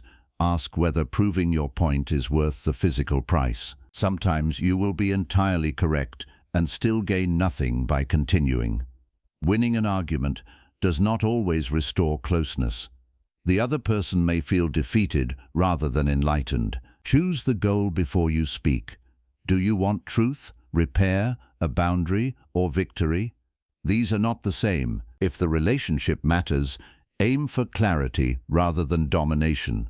Speak about behavior instead of attacking identity. Say, I felt hurt when you spoke to me that way, rather than, you have never respected me. Say, I cannot lend more money, rather than, you only care about what I can give. Specific language creates less defensiveness. If the relationship no longer feels safe, the goal may simply be a boundary. You do not need the other person to agree. State what will happen. If the conversation becomes insulting, I will end it. Then follow through without unnecessary anger. Do not announce boundaries you are unwilling to keep. Repeated warnings without action teach people that your words can be ignored. Calm consistency speaks more powerfully than emotional threats. You also do not need to announce every inner change. Some people will misunderstand your growth because they expect access to the person you used to be. Let your actions reveal the change. If you have decided to stop gossiping, do not lecture everyone. Simply stop participating. If you want to protect your peace, leave harmful conversations. If you are becoming less dependent, begin building your life quietly. The less you explain your transformation, the less opportunity others have to argue against it. Results speak slowly but clearly. A calmer face, healthier routine, stronger boundary, and more peaceful home will eventually communicate what words could not. There is dignity in allowing people to be wrong about you. At first, this may feel unbearable because the ego wants justice. It wants every false opinion corrected and every sacrifice acknowledged. But the ego can spend an entire lifetime waiting for recognition that may never come. Ask whether you want peace or universal understanding. You may not receive both. To be understood by everyone, you may need to constantly adjust yourself, explain, perform, and prove. To remain peaceful, you may need to allow some people to walk away with an incomplete story. Choose peace without becoming careless. Continue examining your heart. Continue apologizing when wrong. Continue speaking truth with kindness, but stop demanding that everyone agree with your version before you permit yourself to rest. At the end of life, many arguments that once seemed urgent will appear small. You may not remember every accusation, but your body and mind will remember the years spent carrying tension. Do not waste your remaining time rehearsing conversations with people who are not listening. Let people believe what they choose after you have done what honesty requires. Let them call your silence weakness, your boundary selfishness, your distance pride, or your peace indifference. Their words do not automatically become your truth. You know why you stepped away. You know what the relationship cost you. You know the nights you spent overthinking, the chances you gave, and the pain you tried to repair. You do not need to display every wound as evidence before protecting yourself. The strongest peace is not the peace that comes when everyone finally understands you. It is the peace that remains even when they do not. It is the quiet confidence of knowing that another person's opinion cannot rewrite your intentions, erase your growth, or decide your worth. Let your life become your explanation. Let consistency become your defense. Let calmness become your answer. When you stop chasing every misunderstanding, you recover enormous energy. That energy can return to your health, your home, your purpose, your spiritual growth, and the people who meet you with sincerity. You are not responsible for every story told about you. You are responsible for the way you live. Keep your actions clean, your words measured, and your conscience awake. Correct yourself when necessary, then release the rest. Some people will understand you late. Some will never understand you. Some may return after years and finally recognize what you were trying to say. Welcome sincere understanding when it comes, but do not delay your peace while waiting for it. You do not need to prove your heart to everyone. Those who truly wish to know you will look beyond one mistake, one rumor, or one disagreement. Those determined to judge you will find another reason even after you explain the first. Let them misunderstand you. Let them walk away believing they won. Let them repeat the version that allows them to avoid their own reflection. You do not have to follow them into every room and correct every sentence. Stand quietly inside the truth of your own life. Learn where you were wrong. Repair what you can. Forgive yourself for what cannot be changed.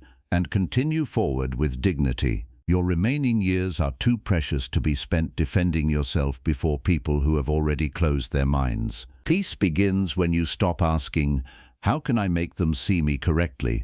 and start asking, "How can I remain honest, compassionate, and calm, even when they do not?" When you can do that, misunderstanding loses its power. Their opinion may still hurt, but it will no longer control your sleep, your choices, your health, or the way you see yourself. You will understand that your peace is not created by being perfectly seen. It is created by knowing yourself clearly enough that an inaccurate judgment cannot destroy you. 9.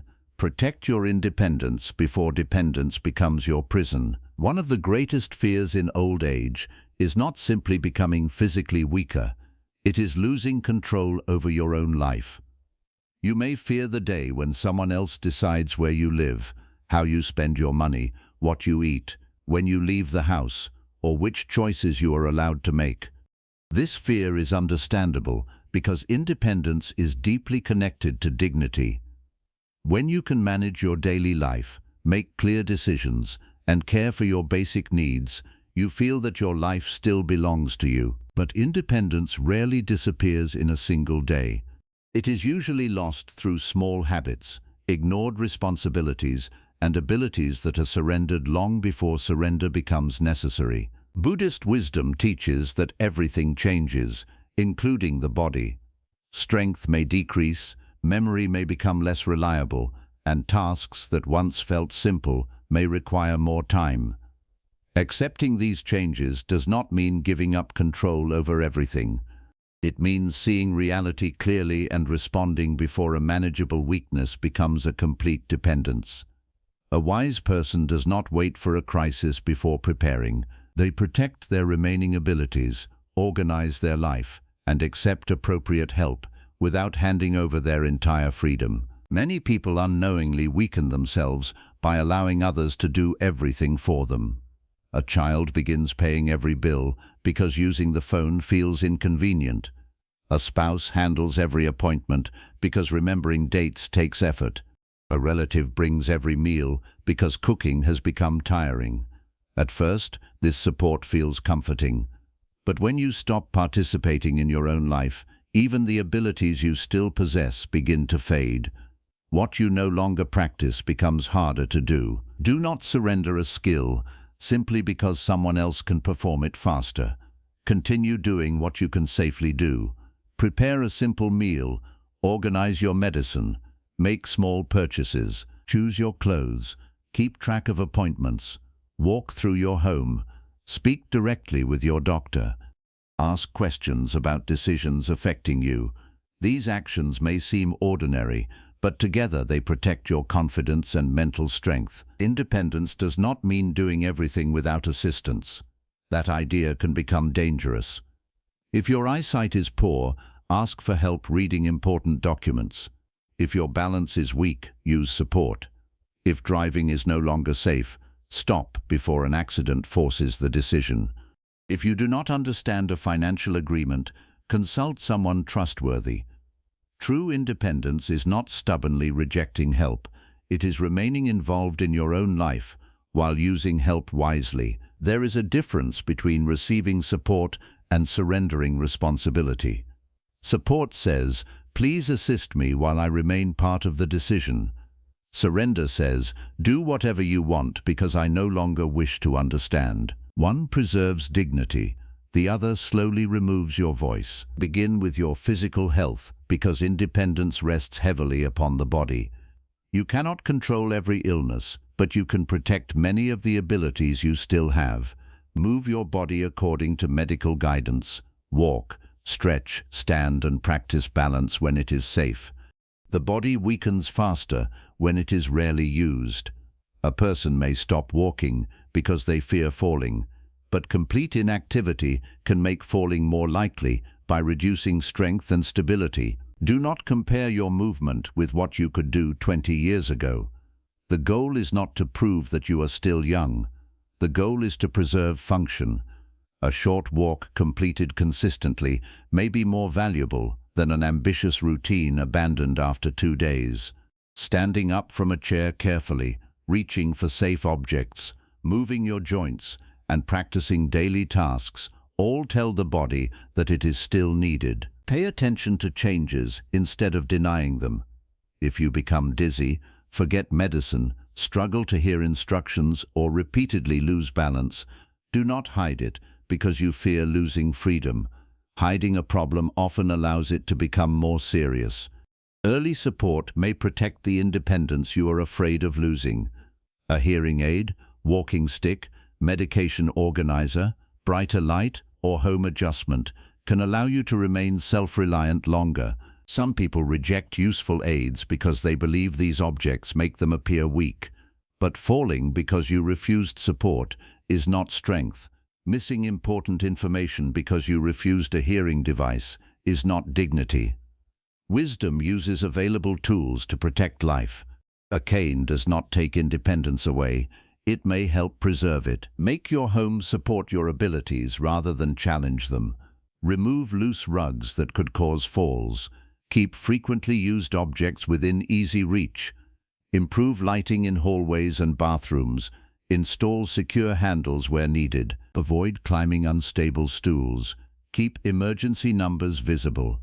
These changes are not signs that you are preparing to become helpless. They are signs that you intend to remain safe and capable. Your health also depends on understanding your medical care. Do not swallow tablets without knowing why you take them. Keep an updated list of medicines, doses, allergies, and medical conditions. Ask what a new treatment is supposed to do and what side effects require attention. Take a trusted person with you when an appointment involves complicated information, but do not allow them to speak over you as though you are absent. Listen carefully and ask your own questions. Say, "Please explain that in simpler words." Say, "What other options are available?" Say, "What will happen if I wait?" Your age does not remove your right to understand decisions involving your body. Medical professionals may have expertise, but you still have the right to participate. Financial independence is equally important. Money can become a source of control when you do not understand where it goes.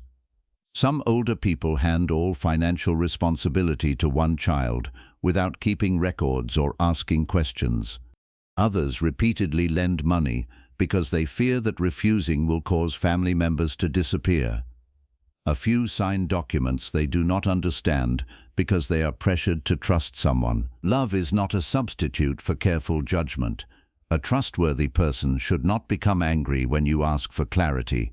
They should be willing to show you statements, explain transactions, and respect your limits. Secrecy around your own money is a warning sign. Nobody should make you feel guilty for wanting to know how your savings, pension, property, or expenses are being handled. Organize your finances while your mind is clear. Know your regular income, essential costs, debts, accounts, and important documents. Keep records in a secure location. Decide who can assist you if illness makes management difficult, and understand exactly what authority you are giving. Professional legal or financial guidance may be necessary for major decisions. Do not rely only on verbal promises when property, inheritance, or control of accounts is involved. Never sign something because a relative says, "You do not need to read it, just trust me." Trustworthy relationships can still use written clarity. Documents protect everyone from confusion and future conflict. Ask questions until you understand. If someone becomes impatient, delay the decision. Pressure is often a reason to slow down, not a reason to agree quickly. Be cautious when someone repeatedly reminds you of everything they do for you and then asks for financial control. Help should not become a weapon. A child may say, "I take care of you, so the property should be transferred to me now." A relative may threaten to stop visiting unless you give them money. This is not love. It is manipulation using your fear of abandonment. Do not purchase affection. Money may bring temporary attention, but attention bought through fear will disappear when the money is gone. Give gifts freely when you genuinely wish to give and can safely afford them. Do not give away the resources required for your own food, medical care, housing, or future needs. Protecting yourself is not selfishness. Becoming financially helpless to prove your love may create suffering for everyone later. Technology has become another part of independence. Many older people avoid phones, banking applications, online appointments, and video calls because they feel embarrassed about learning slowly. This can leave them dependent on others for tasks they might have been able to manage. You do not need to understand every new device. Learn the basic tools that directly protect your daily life. Learn how to make and answer calls, read messages, recognize suspicious links, use video communication, and access essential information. Write down steps in simple language. Practice repeatedly with someone patient. Do not share passwords or security codes casually. Banks and legitimate services generally do not ask you to reveal private codes through unexpected calls or messages. Scammers often create urgency. They may claim that a family member is in danger, your account will be closed, you have won money, or you must pay immediately. Pause before acting. Contact the person or institution through a number you already trust. Never allow fear to rush you into transferring money. Protecting your independence also means protecting yourself from people who target loneliness, trust, or confusion. Technology should support your life, not replace it. Use it to stay informed and connected, but do not become dependent on the screen for every moment of comfort. Learn enough to avoid unnecessary helplessness, then return your attention to the physical world around you. Emotional independence is just as important as physical or financial independence. You may be able to cook and manage money, yet still feel unable to make a decision without someone's approval. Perhaps you ask your children what you should wear, where you should go, what you are allowed to buy, or whether your feelings are reasonable. Advice can be valuable, but constantly seeking permission teaches you to distrust yourself. You have lived through many years of decisions. Not every choice was perfect, but you survived, learned, and adapted. Do not treat yourself as though age erased all judgment. Take time, gather information, and decide what aligns with your needs and values. You may discuss important matters with family, but discussion should not automatically become obedience. Some children become controlling because they are genuinely worried. They may fear that you will fall, lose money, forget something, or become ill. Their concern may be real, but concern does not give them the right to remove every freedom. Speak calmly. Ask them to identify the specific danger rather than controlling your entire life. Find a balanced solution. For example, instead of never leaving the house, agree to carry a phone and share your expected return time. Instead of surrendering all financial control, allow someone to review unusual transactions while you continue managing regular expenses. Instead of refusing all assistance, accept help with tasks that are unsafe while continuing those you can perform. Good support increases safety without unnecessarily destroying autonomy. You must also be honest when your abilities genuinely change. Independence becomes dangerous when pride prevents reality from being acknowledged. If you are repeatedly becoming lost, leaving appliances on, missing essential medicine, or making serious financial errors, these are not small matters to hide. Accepting more supervision may be necessary. The goal is not to preserve the appearance of independence while placing yourself at risk. The goal is to preserve as much meaningful choice as possible within reality. There may come a time when you need help bathing, dressing, preparing food, traveling, or remembering important tasks. Receiving this help does not erase your dignity. You still deserve privacy, respect, explanation, and choice. A caregiver should speak to you, not only about you. They should ask before moving your belongings, entering your private space, or making decisions. Do not allow people to treat you like a child simply because your body requires assistance. Physical dependence and mental incapacity are not the same. You may need help walking and still be fully capable of deciding how you wish to live. Make this clear. Say, "I appreciate your help, but please include me in the decision." Gratitude does not require silence. Independence is also protected by having more than one source of support. Depending entirely on one child or one relative can create pressure for both of you. If possible, develop relationships with neighbors, community members, healthcare providers, social services, spiritual communities, and trustworthy friends. Know where to call for transport, food, medical assistance, or urgent help. A wider support network does not mean you love your family less. It prevents one relationship from carrying every responsibility. It also protects you if the person you depend upon becomes unavailable, ill, overwhelmed, or controlling. Keep important information organized so that an emergency does not become chaos. Write down contact numbers, medical details, account information, and instructions about your wishes. Store documents safely and tell a trusted person where they are. Consider your preferences for medical care, housing, and end-of-life decisions while you are able to speak clearly. Avoiding these subjects does not prevent difficult situations. It only leaves others guessing. Clear preparation is an act of compassion toward yourself and those who may need to help you. It allows your voice to continue guiding decisions even when you cannot speak in the moment. Protecting independence also means maintaining your ability to think. Keep the mind active. Read, solve problems, learn unfamiliar things, have thoughtful conversations, and remain curious. Do not spend every day passively watching the same programs or repeating the same complaints. The mind needs engagement just as the body needs movement. Learn a new recipe, explore a subject, practice writing, organize family history, or understand a piece of technology. Difficulty is not a reason to stop. Struggling gently with a new task tells the mind that growth is still possible. You may learn more slowly than before, but slower learning is still learning. Routine helps maintain independence, but routine should not become complete rigidity. A flexible mind adapts when circumstances change. Perhaps you can no longer perform a hobby in the same way. Find a modified version. If long walks are impossible, take shorter ones. If reading small text is difficult, use larger print or audio.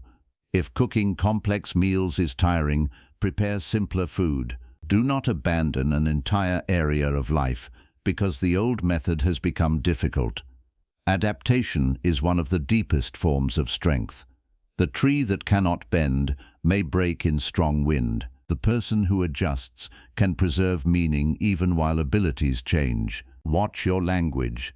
Repeatedly saying, "I cannot do anything anymore," trains the mind to stop trying. Be specific. Say, "I cannot walk as far as before, but I can walk to the gate." Say, "I cannot manage this form alone, but I can understand it with assistance." Say, "I cannot cook a large meal, but I can prepare something simple." Specific truth protects you from the hopelessness of exaggerated defeat. Likewise, do not allow family members to use careless language around you. When they say, "You are too old to understand," ask them to explain. When they say, "Leave everything to us," ask which exact task they believe is unsafe and why. General statements can remove more control than necessary. Clear discussion creates better solutions. Your social life also influences independence. Isolation makes you more vulnerable because fewer people can notice if something is wrong.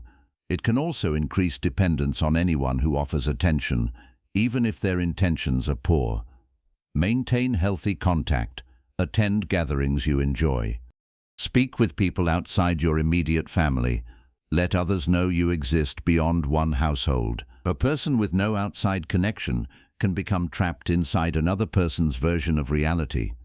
They may be told that nobody else cares, that they cannot survive alone, or that they must obey to keep receiving help.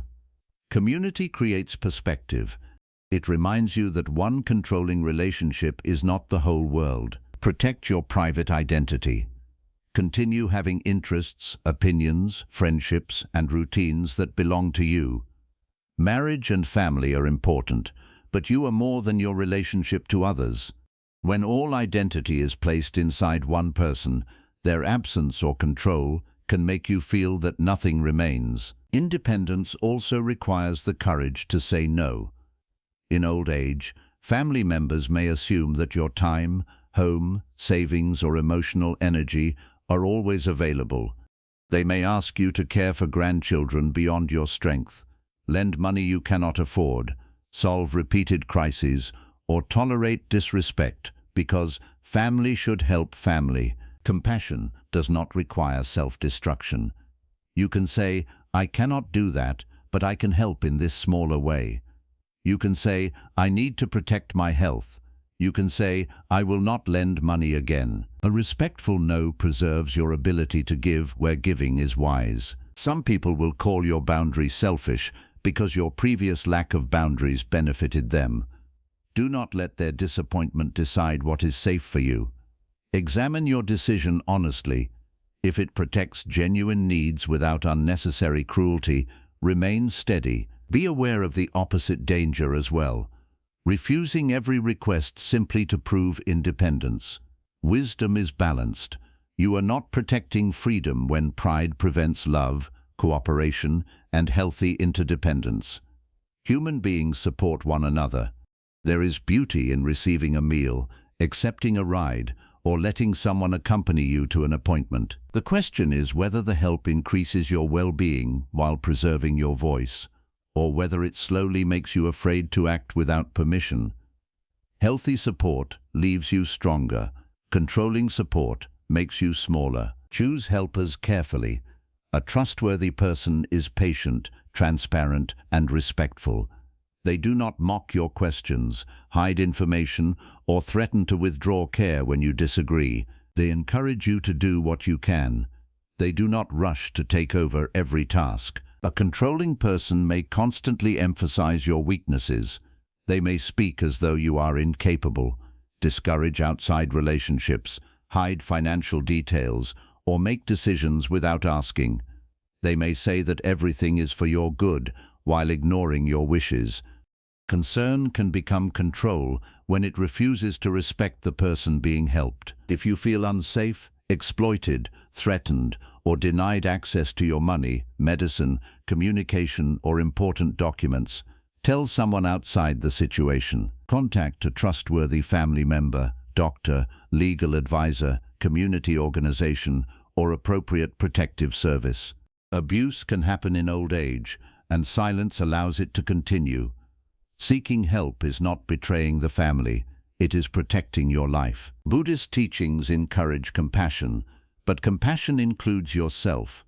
You do not become spiritually wise by allowing repeated harm. Detachment does not mean surrendering property, dignity, or safety. It means responding without hatred while still taking necessary action. Perhaps the most important part of independence is accepting impermanence without collapsing into helplessness. Your abilities will change. Some freedoms may eventually need to be limited. This truth can be painful, but denying it wastes the time when preparation is still possible. Use the strength you have today to protect the choices you may need tomorrow. Exercise the abilities that remain. Organize your affairs. Build trustworthy relationships. Learn useful skills. Communicate your wishes. Remove hazards. Ask for medical advice. These actions are not expressions of fear. They are expressions of responsibility.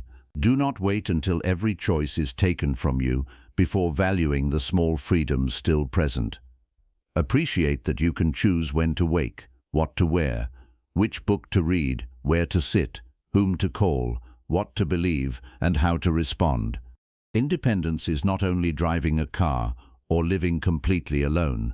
It is also the ability to make meaningful decisions within your circumstances. Even when physical freedom becomes limited, inner freedom can remain.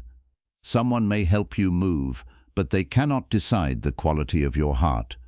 You may live in a smaller space, but you can still choose kindness over bitterness. You may need assistance, but you can still express gratitude, establish boundaries, and participate in decisions. The deepest prison is not always dependence itself. Sometimes it is the belief that needing help makes you worthless. This belief creates shame, anger, and resistance. There is no shame in receiving what the body honestly requires. Every human being begins life dependent and may return to dependence later. Dignity does not come from never needing anyone. It comes from meeting reality without surrendering the truth of who you are. Protect your independence, but do not worship it. Use it to live responsibly, not to push away everyone who cares. Accept support, but do not allow support to silence you. Prepare for change, but do not spend every day fearing the future. Do today what keeps tomorrow from becoming unnecessarily helpless. Use your body, exercise your mind, understand your finances, learn essential technology, keep your documents organized, strengthen trustworthy connections, speak openly about your wishes, ask for help before a small problem becomes a crisis, and continue doing for yourself everything you can safely do. Your independence is not protected by pretending you will never weaken. It is protected by preparing wisely, adapting early, and refusing to abandon your own participation in life. Do not hand over your voice merely because someone else speaks more quickly. Do not hand over every task merely because someone else performs it more easily. Do not hand over your money, decisions, or dignity to purchase attention. Remain involved, remain curious, remain responsible. Let help stand beside you, not above you. The goal is not to prove that you need nobody. The goal is to ensure that when you need someone, you do not lose yourself in the process. 10. Stop living in memories and begin using the life you still have. One of the greatest dangers in old age is not losing the past. It is becoming so attached to the past that you stop noticing the life still in front of you. You may spend hours remembering when the house was full, when your body was stronger, when your spouse was beside you, when your children needed you, and when friends called without being asked. Those memories may be beautiful, but when you compare every present moment with what used to be, today will always feel smaller. The past becomes brighter each time you visit it, while the present begins to look empty, slow, and unimportant. You may wake up and immediately think about the life you once had. You remember the sound of children running through the rooms, family meals, celebrations, journeys, work, responsibilities, and people who are no longer here. You may look at an old photograph and wish you could enter it. For a moment, you feel warmth. Then the photograph reminds you that everything has changed and warmth becomes sorrow. There is nothing wrong with remembering. Memory connects you to the people, places, and experiences that shaped your life. The problem begins when memory becomes the only place where you feel alive. When yesterday becomes more important than today, you stop living and begin watching your own life from a distance. Buddhist teachings remind us that everything is impermanent. Youth changes into age, children become adults, houses become quiet, relationships transform, bodies weaken, people arrive and depart. Nothing remains in the same form forever. Much of our suffering comes from asking life to return what change has already taken away. You may say, "I only want things to be as they were." But life cannot move backward. Even if your family gathered again in the same house, the experience would not be exactly the same. Everyone has changed. You have changed. Time does not recreate old moments. It creates new ones. When you demand that the present feel like the past, you reject the only life you can actually touch. The mind often remembers selectively. It collects the happiest parts of earlier years and removes much of the difficulty. You remember your strength, but forget your exhaustion. You remember the busy house, but forget the arguments, financial pressure, and lack of rest. You remember being needed, but forget how often you wished for peace. You remember a person's kindness while overlooking the pain that also existed in the relationship. This does not make your memories false. It means they are incomplete. Nostalgia often polishes the past until it appears perfect, then uses that perfect image to punish the present. No ordinary day can compete with a memory that has been edited by longing. When you catch yourself saying, "Everything was better before," pause and ask whether everything was truly better or simply different. Every stage of life contains gifts and burdens. Youth offers energy, but often lacks wisdom. Middle age may provide purpose, but also carries pressure. Old age may bring loss, but it can also offer clarity, freedom, patience, and a deeper understanding of what truly matters. Do not allow the gifts of this stage to become invisible merely because they look different from the gifts you had before. You may no longer be able to move as quickly, but perhaps you now notice things you once rushed past. You may have fewer responsibilities, but more freedom to choose how you spend your time. You may have fewer people around you, but you may finally understand which relationships are sincere. Your body may have weakened, but your mind may carry lessons that only years of living could create. The life you have today may not be the life you planned, but it is still life. It still contains choices, relationships, experiences, and moments that have not yet happened. When you treat the present as though it is only the waiting room before death, you abandon days that still belong to you. Some older people stop making plans because they believe there is not enough time left. They say, "Why begin something new at my age?" But you do not need decades to make an experience meaningful. A new skill, learned slowly, can awaken the mind. A friendship formed late in life can bring real comfort. A small garden can give purpose to a season. A few pages written each day can preserve a lifetime of wisdom. The value of an action is not measured only by how long it lasts. A brief moment of peace is still peace. A short friendship is still connection.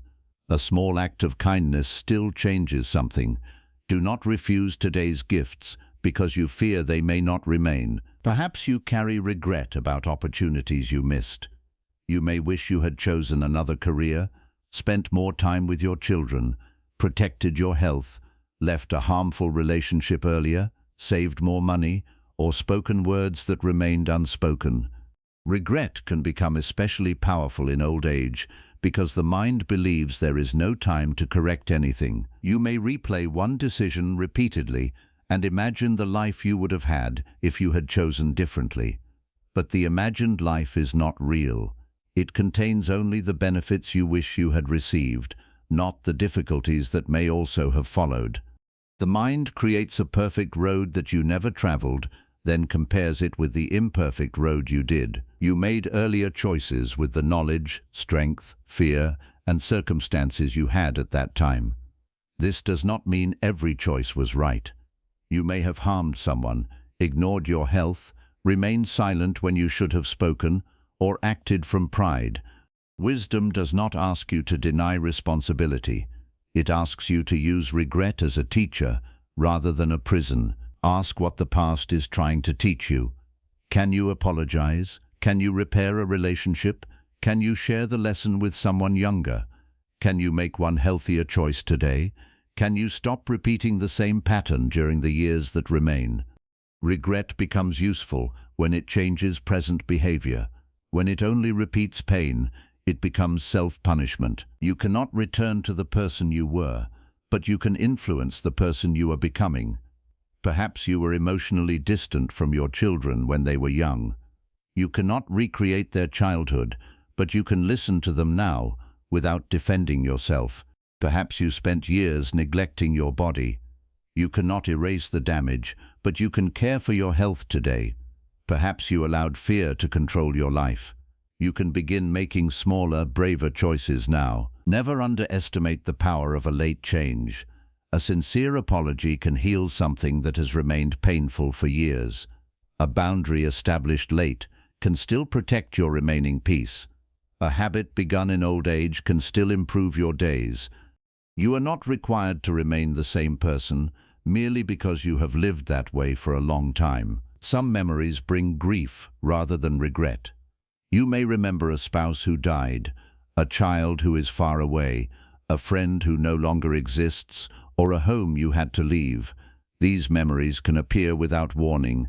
A song, smell, object, or familiar place can reopen a feeling you thought had settled. Do not become angry with yourself when grief returns.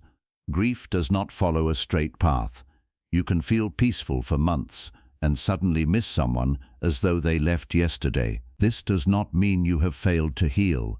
It means love has left a deep mark. Allow the memory to come. Say the person's name. Remember their face.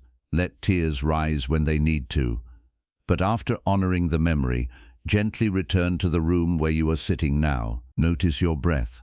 Feel your feet on the floor. Look at the light entering the window. Remind yourself that love from the past can remain in your heart without pulling you completely out of the present. You do not honor the dead by becoming emotionally dead. The people who loved you would not want every remaining day to become a monument to their absence. Carry their lessons, kindness, humor, and strength forward. Let the love they gave continue through the way you treat others and yourself. If your spouse cared for the garden, continue caring for one plant. If your parent taught generosity, help someone quietly. If your friend made you laugh, tell one of their stories. Memory becomes lighter when it is transformed into living action. Your identity may also be trapped in former roles. Perhaps you were once a respected professional, a strong provider, the center of the family, or the person everyone asked for help. Now fewer people seek your opinion. You may feel invisible because the title, position, or authority you once held has disappeared. You might repeat stories about your achievements to remind others, and yourself, that you were once important. There is nothing wrong with taking pride in honest work, but when your self-worth depends entirely on a role that has ended, the present will feel humiliating. You were never only your job. You were never only your income, title, beauty, physical strength, or ability to solve problems. These were expressions of your life, not the whole of it.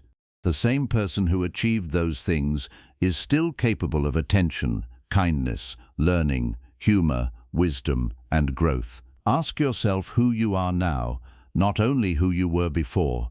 What qualities remain? What values still guide you? What can you offer in this stage? Perhaps you can no longer lead through authority, but you can guide through experience.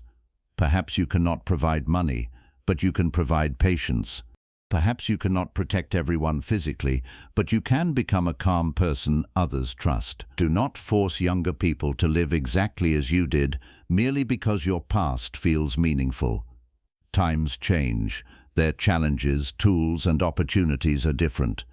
Share your wisdom, but do not use experience as a weapon.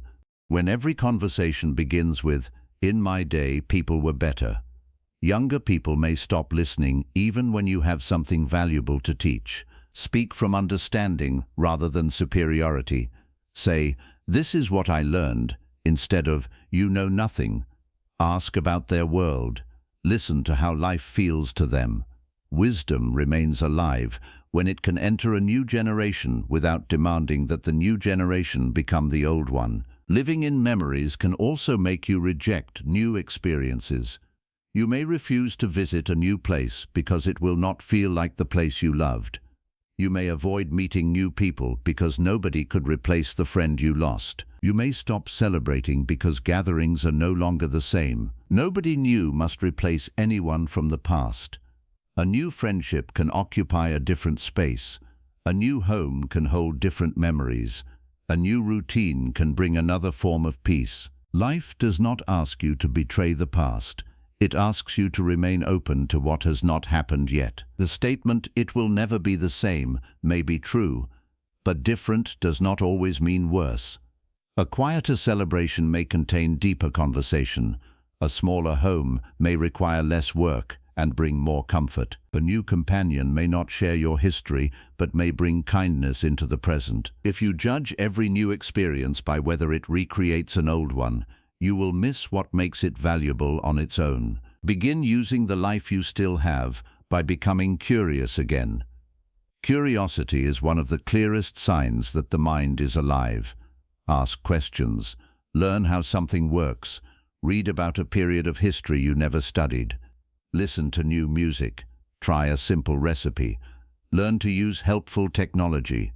Explore a nearby place you have never visited. You do not need to become an expert. The purpose is to show the mind that life still contains unknown things. When curiosity disappears, the future looks empty because the mind believes it has already seen everything. But no one has seen everything. Even a familiar street changes with the season. Even a person you have known for years may carry a story you have never heard. Ask the people around you deeper questions. Ask your children what they are afraid of, not only whether they ate. Ask your grandchildren what they dream about, not only how school is going. Ask an old friend what life has taught them. Conversation becomes meaningful when it moves beyond repeated complaints and familiar stories. Be willing to create new memories instead of only protecting old ones. Take a photograph today. Write down something that made you smile. Mark a small achievement. Celebrate a peaceful week, a new habit, or a restored relationship.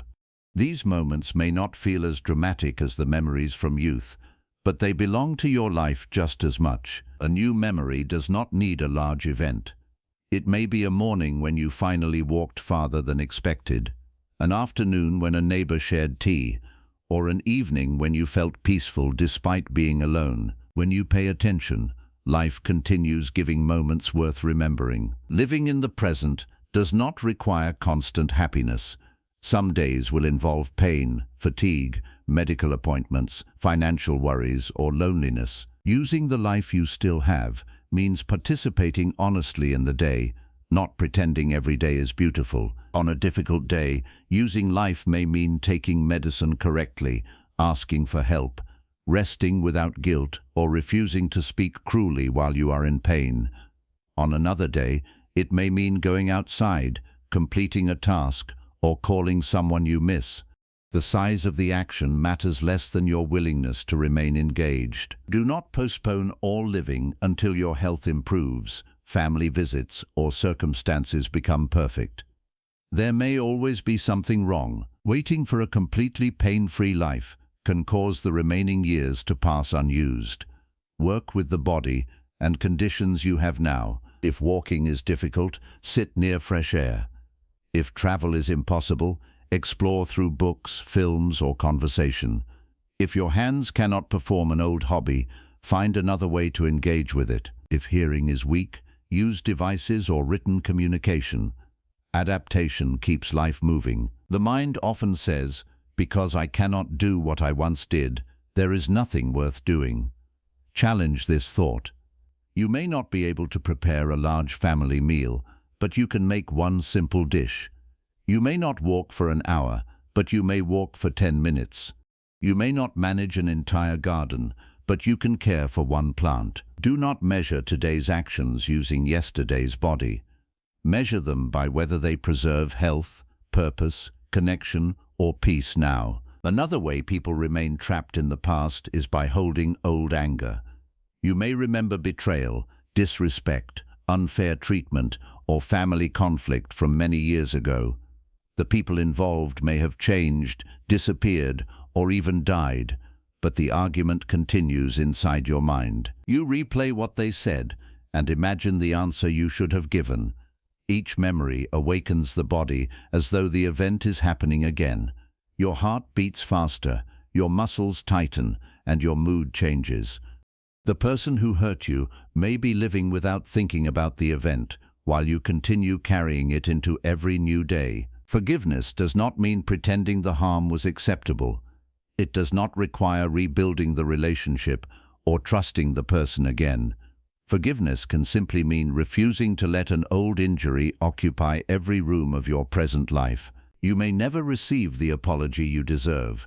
Waiting for it can make your peace dependent on someone who has already shown little responsibility.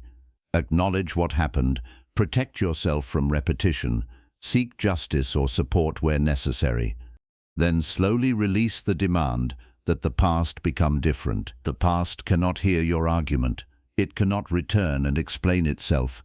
It cannot become fair because you think about it one more night.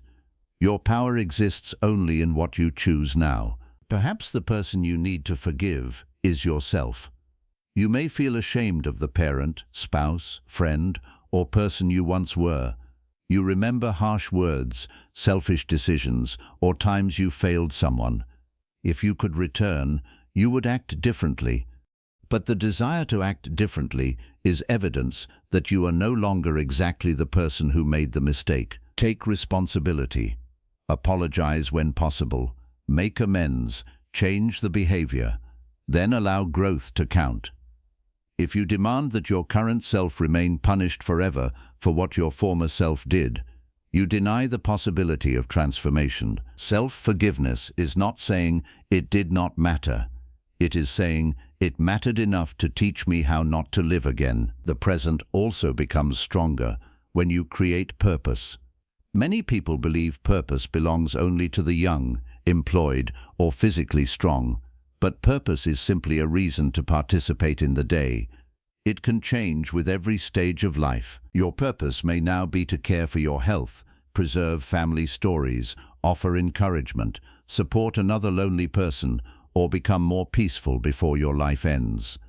You may volunteer, pray, meditate, mentor, write, create, or listen. Purpose does not need public recognition. Some of the most meaningful work in old age is quiet. It is the decision not to pass bitterness into the next generation. It is apologizing for an old wound. It is teaching without controlling. It is showing younger people that aging can contain dignity rather than only fear. You may become the person who ends a family pattern of anger, silence, manipulation, or emotional dependence. This achievement may never receive an award, yet it can influence generations. Give structure to the future. Place something on tomorrow's calendar, even if it is small. Plan a walk, a phone call, a meal, a reading time, or a visit. Plans tell the mind that there is something ahead worth preparing for. Without any plan, days can merge together. You wake, eat, watch, remember, sleep, and repeat. The mind begins losing interest because nothing requires attention. Create gentle responsibility. Care for something. Learn something. Complete something. Do not make the plan so difficult that it becomes another source of failure. A meaningful day does not need to be busy. It needs direction. Be careful with the sentence, "It is too late." Sometimes it is too late for a specific opportunity. You may not begin a physically demanding career or recreate a relationship with someone who is gone. Honest acceptance is necessary. But too late often expands far beyond the truth. It may be too late to live the exact life you imagined at 30, but not too late to bring peace into the life you have at 70. It may be too late to raise your children differently, but not too late to build an honest relationship with them now. It may be too late to avoid every health problem, but not too late to improve your care. It may be too late to prevent an old mistake, but not too late to stop repeating it. Use the present to prepare for the future without becoming obsessed with death. Organize important documents, communicate your wishes, repair what can be repaired, and decide what matters most. These actions can reduce fear because unfinished matters become clearer. But after preparing, return to living. Do not spend every day imagining the end. Death will arrive when it arrives. Until then, life continues asking for your attention. A Buddhist understanding of impermanence is not meant to make you hopeless. It is meant to awaken you. Because the moment will pass, use it. Because the relationship can change, speak with kindness now. Because the body will not remain, care for it now. Because time is limited, stop wasting it in arguments that have no meaning. Impermanence gives value to the present. A flower is beautiful, not despite the fact that it will fade, but partly because it will not remain forever. Look at your own life this way. Your remaining days are precious because they are limited. Do not treat limited time as worthless. Something rare is not less valuable because there is less of it. Let the past become a teacher, not a home. Visit it when you need wisdom, gratitude, or connection. Take what it can give, then return. You cannot eat yesterday's meal, breathe yesterday's air, or speak yesterday's words. Life is always happening in the present. When an old memory appears, ask what it wants from you. Does it want gratitude? Offer gratitude. Does it want grief? Allow tears. Does it reveal regret? Make a correction. Does it only repeat suffering without teaching anything new? Let it pass without following it. You do not have to attend every memory the mind presents. Begin each morning by noticing what is still here, rather than immediately counting what is gone. Your breath is here. Your awareness is here. Perhaps your home, a person, an ability, or an opportunity is still here. Gratitude does not erase loss, but it stops loss from becoming the only truth. Do not say, "I have nothing," when what you mean is, "I no longer have what I once had." These are different statements. One closes the heart, the other acknowledges change, while leaving room to see what remains. At night, ask yourself how you used the day. Did you spend it only remembering, complaining, and waiting? Or did you notice something, learn something, care for something, or connect with someone? You do not need a perfect answer. You need awareness. One used day can begin changing the direction of many unused days. The past is full because it contains decades. The present appears small because it contains only one moment. But every rich memory you hold was once a small present moment that you could easily have ignored. Today may feel ordinary, yet one day you may wish you could return to it. Do not wait until today becomes a memory before recognizing its value. Look around you. This may not be the house you once had, the body you once trusted, or the family life you once knew, but this is where your life is happening now. Stand inside it rather than watching yesterday. Use the strength that remains. Speak the words that still need to be spoken. Give the love you can give without losing yourself. Protect the peace you have worked so long to understand. Begin something, repair something, release something, or simply become fully present for one quiet hour. You cannot add more years to the past, but you can add more life to the years that remain. Stop asking the present to compete with what has already ended. Let today become its own chapter. It may be slower, quieter, and very different from the chapters before it, but it can still contain meaning. Your story is not over merely because your favorite part has ended. The life you once had deserves gratitude. The life you still have deserves your participation. Remember yesterday with love, but do not live there. Turn toward the day that is still open before you and use it before it too becomes a memory. 11. Love people deeply without needing them to stay. One of the hardest lessons in old age is learning how to love people without making their presence a condition for your peace. You may love your children, spouse, relatives, and friends with your whole heart, yet still suffer because somewhere inside that love is a hidden demand. You must remain close. You must call often. You must understand me. You must never choose a life that takes you away from me. The love may be sincere, but the demand quietly turns affection into attachment, and attachment creates fear because the mind knows that everything it holds can change. Children grow older and build lives of their own. Friends move, become ill, or form new routines. A spouse may change emotionally, physically, or spiritually. Relatives who once felt inseparable may become distant. Even people who truly love you may not always be able to give the time, attention, or closeness you desire.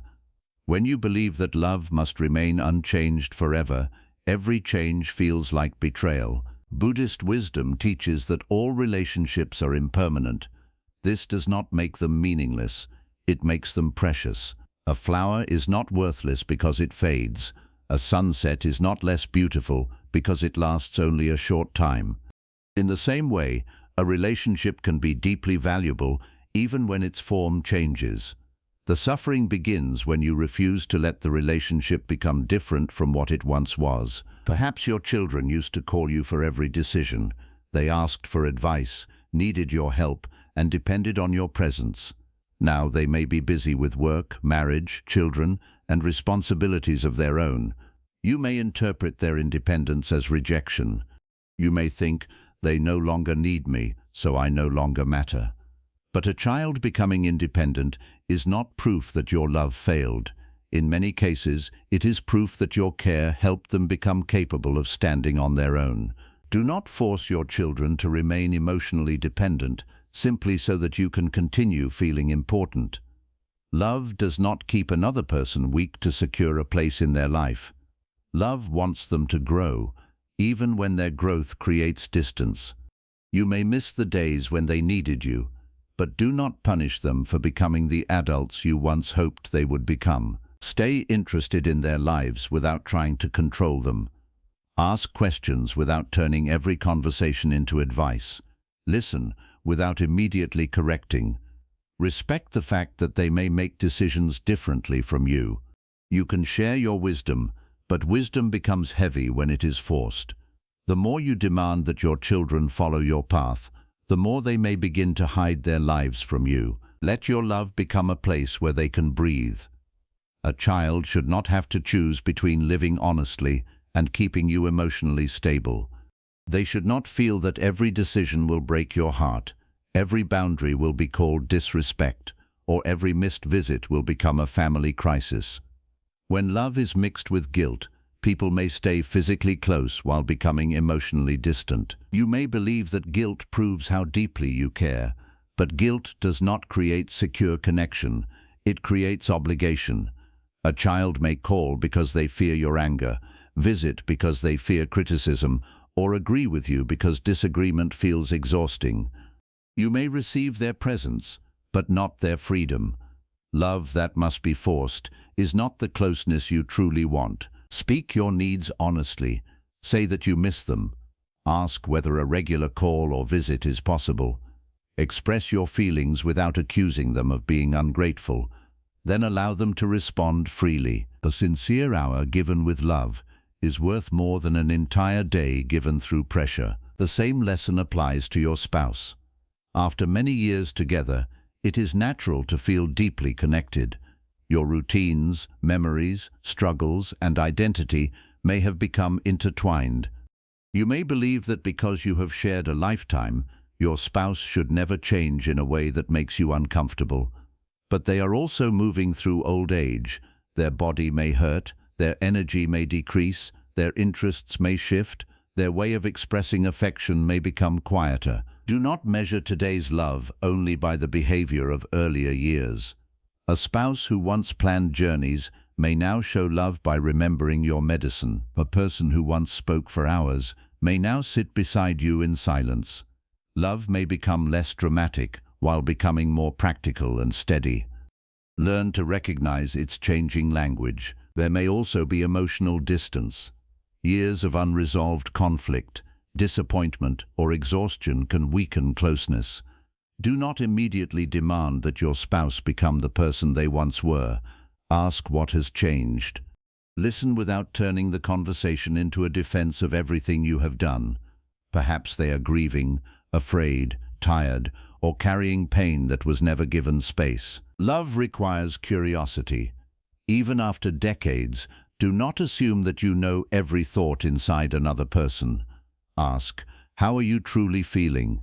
Ask, what do you need from me now? Ask, is there something between us that we have avoided? A long relationship can still grow when both people remain willing to see each other again. But loving your spouse deeply does not mean tolerating cruelty, manipulation, or repeated disrespect. Detachment is not permission for harm. You can care about someone and still protect yourself from the way they behave. You can forgive without allowing the same wound to be reopened. You can wish for repair while setting clear limits. Love and boundaries are not enemies. A boundary says, I value this relationship enough not to let resentment destroy it. It also says, I value myself enough not to disappear inside another person's demands. When love has no boundaries, it often becomes fear, dependence, or self-neglect. You may fear that if you say no, the person will leave. This fear is powerful in old age because loss already feels close. You may tolerate poor treatment because silence seems more frightening than disrespect.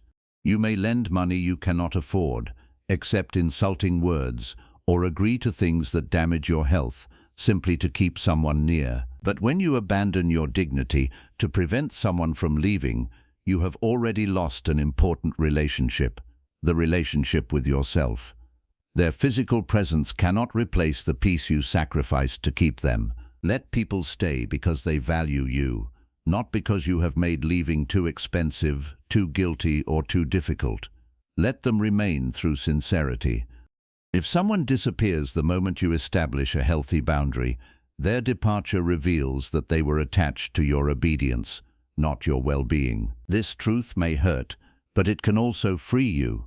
You no longer need to keep proving your love through endless sacrifice. Real love does not require you to destroy your body, finances, or peace to keep another person satisfied. Many older parents believe that because they sacrificed for their children, the children owe them complete availability.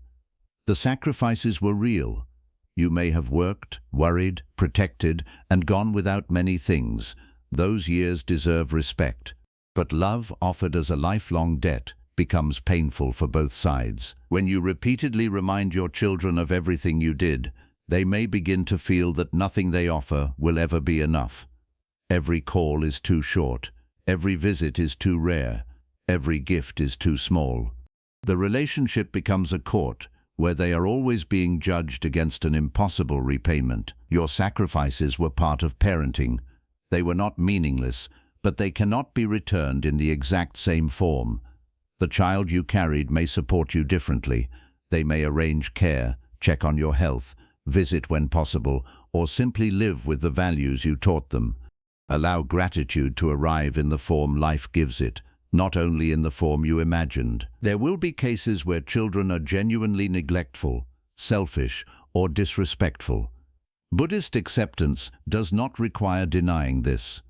See their behavior clearly, communicate, set limits, seek practical support elsewhere if necessary. But do not spend every remaining day mentally demanding that they become the children you hoped for.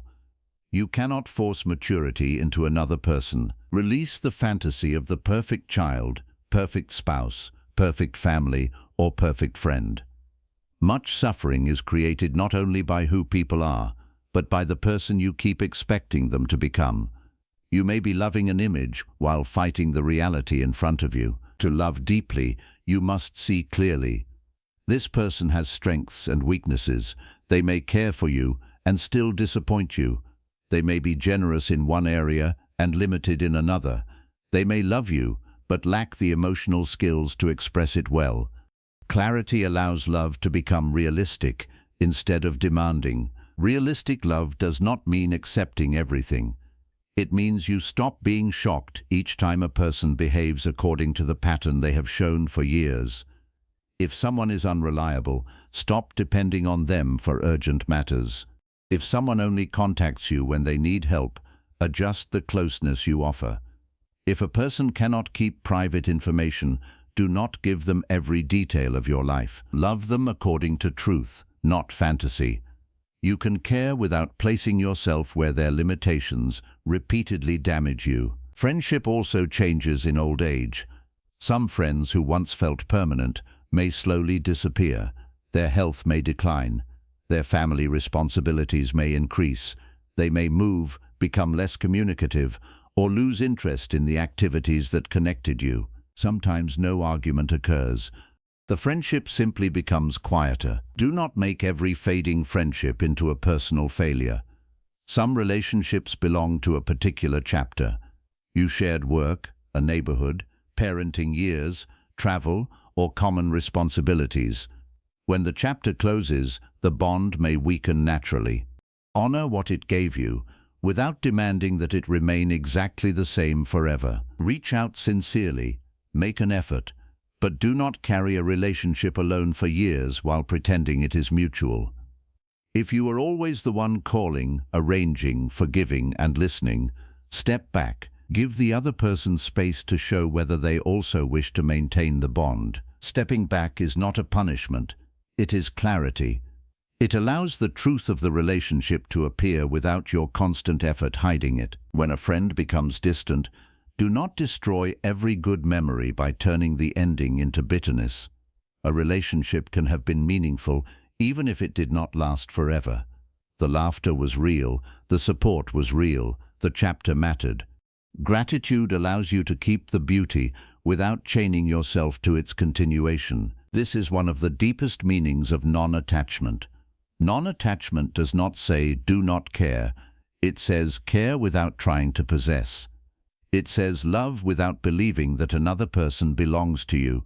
It says, appreciate the moment without demanding that it remain. Attachment says, you must stay because I cannot be okay without you. Love says, I hope you stay, but I will not imprison you or destroy myself if life changes. Attachment fears distance and tries to control it. Love feels the sadness of distance but respects reality. A person may hear this and think, then love becomes cold, but the opposite is true. When you stop using people to secure your emotional safety, you can finally see them more clearly. You stop asking, what are they giving me?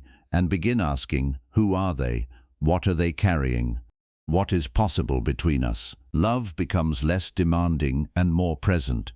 You appreciate the call instead of using it to ask why they did not call sooner. You enjoy the visit instead of spending the entire time accusing them of staying away.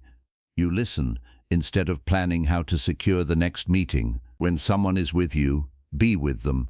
Do not let fear of their departure destroy the time you still have.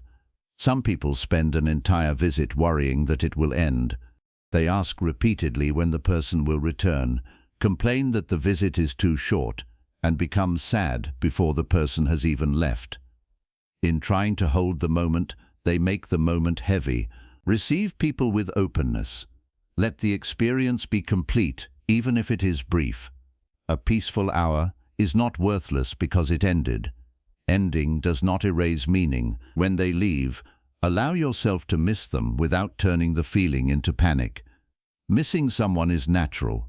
It means their presence mattered, but missing them does not mean you must chase, demand, or collapse. Let longing rise and pass. Return to your routine. Continue caring for your life. The ability to return to yourself after someone leaves is one of the clearest signs of emotional freedom. You may also need to release someone emotionally, even while they remain physically present. A spouse may sit beside you, but no longer offer the understanding you once shared.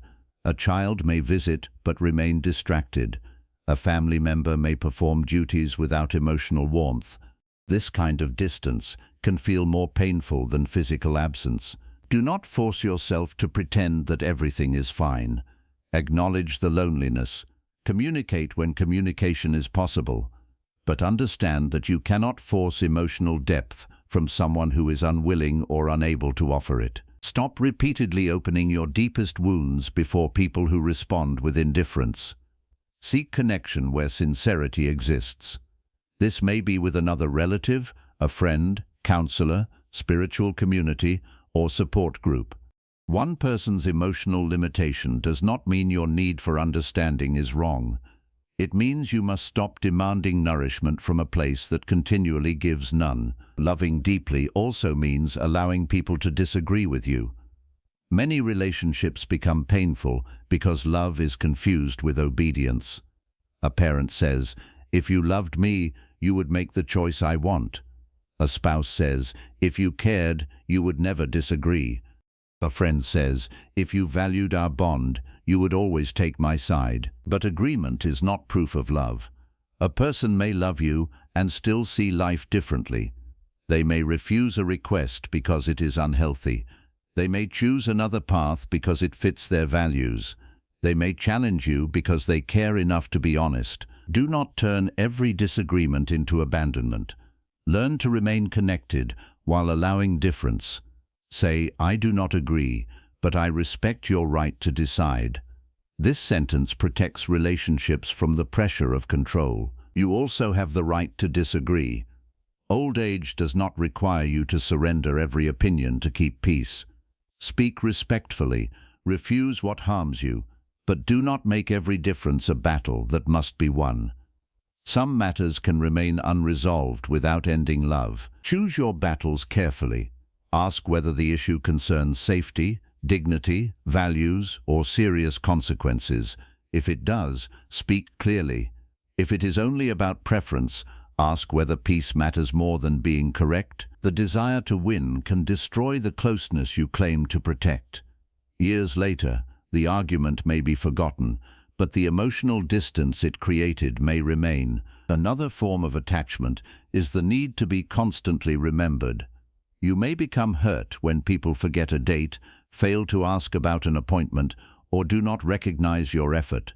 Recognition feels like proof that you matter. But human attention is imperfect.